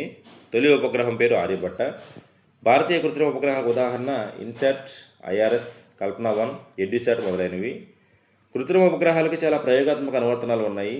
కృత్రిమ ఉపగ్రహాలు వాతావరణాన్ని అంచనా వేసేందుకు టెలివిజన్ మరియు రేడియో సంకేతాలను ప్రసారం చేయడానికి ఉపయోగిస్తారు. కృత్రిమ ఉపగ్రహాలు టెలికమ్యూనికేషన్ మరియు రిమోట్ సెన్సింగ్ సిగ్నల్ కోసం కూడా వాటిని ఉపయోగిస్తారు. బుధుడి యొక్క భ్రమణకాలం 59 రోజులు, పరిభ్రమణ కాలం 88 రోజులు. శుక్రుని యొక్క భ్రమణకాలం 243 రోజులు, పరిభ్రమణ కాలం 225 రోజులు. భూమి యొక్క భ్రమణకాలం 24 గంటలు మరియు పరిభ్రమణ కాలం 365 రోజులు. అంగారక యొక్క భ్రమణకాలం 24 గంటల 37 నిమిషాలు మరియు భ్రమణకాలం 687 రోజులు. బృహస్పతి గ్రహం యొక్క భ్రమణకాలం 9 గంటల 55 నిమిషాలు మరియు పరిభ్రమణ కాలం 12 సంవత్సరాలు. శని గ్రహం యొక్క భ్రమణకాలం 10.66 గంటలు మరియు పరిభ్రమణ కాలం 29.46 సంవత్సరాలు. యురేనస్ గ్రహం యొక్క భ్రమణకాలం 17.2 గంటలు మరియు పరిభ్రమణ కాలం 84 సంవత్సరాలు. నెప్ట్యూన్ గ్రహం యొక్క భ్రమణకాలం 16.1 గంటలు, పరిభ్రమణ కాలం 165 సంవత్సరాలు. పురాతన కాలంలో విశ్వానికి కేంద్రం వద్ద భూమి ఉందని, చంద్రుడు, గ్రహాలు, సూర్యుడు మరియు నక్షత్రాలు భూమి చుట్టూ తిరుగుతున్నాయని నమ్మేవారు. సుమారు 500 సంవత్సరాల క్రితం నికోలస్ కోపర్నికస్ అనే పోలాండ్ పూజారి మరియు శాస్త్రవేత్త సౌర వ్యవస్థకు కేంద్రం వద్ద సూర్యుడు ఉన్నాడని, గ్రహాలు తన చుట్టూ తిరుగుతున్నాయని చెప్పి పేర్కొన్నాడు. నికోలస్ కోపర్నికస్ రచనలు క్రీస్తు శకం 1453లో అతను మరణించిన సంవత్సరంలో ప్రచురించబడ్డాయి. క్రీస్తు శకం 1609 సంవత్సరంలో గెలీలియో తన సొంత దూరదర్శిని కనుగొన్నాడు. గెలీలియో సూక్ష్మదర్శిని ద్వారా బృహస్పతి యొక్క, చంద్రుని యొక్క, శుక్రుని యొక్క దిశలను, శని వలయాలను గమనించాడు. గ్రహాలన్నీ సూర్యుడి చుట్టూ తిరగాలి తప్ప భూమి చుట్టూ కాదని గెలీలియో వాదించాడు. మొట్టమొదటి భారతీయ మహిళా వ్యోమగామి కల్పనా చావ్లా. కల్పనా చావ్లా 1962లో మార్చి 17న హర్యానాలోని కర్నాల్లో జన్మించింది. చండీగఢ్లోని పంజాబ్ ఇంజనీరింగ్ కాలేజీ నుంచి ఏరోనాటికల్ ఇంజనీరింగ్లో బ్యాచిలర్ ఆఫ్ సైన్స్ డిగ్రీని పొందింది.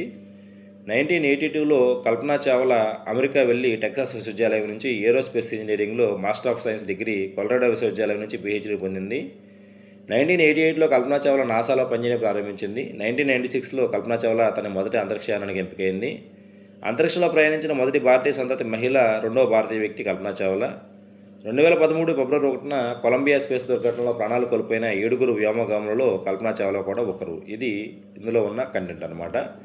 8th క్లాస్ ఫిజిక్స్ కంటెంట్ మొత్తం ఒక వీడియోలోనే చూశారు. బయాలజీ వీడియోస్, అలాగే సోషల్ సైన్స్ అన్ని వీడియోస్ 3వ తరగతి నుంచి 10వ తరగతి వరకు వీడియోస్ మన ఛానల్లో అప్లోడ్ చేయబోతున్నాం కాబట్టి అందరూ కూడా ఛానల్ సబ్స్క్రైబ్ చేసుకోండి.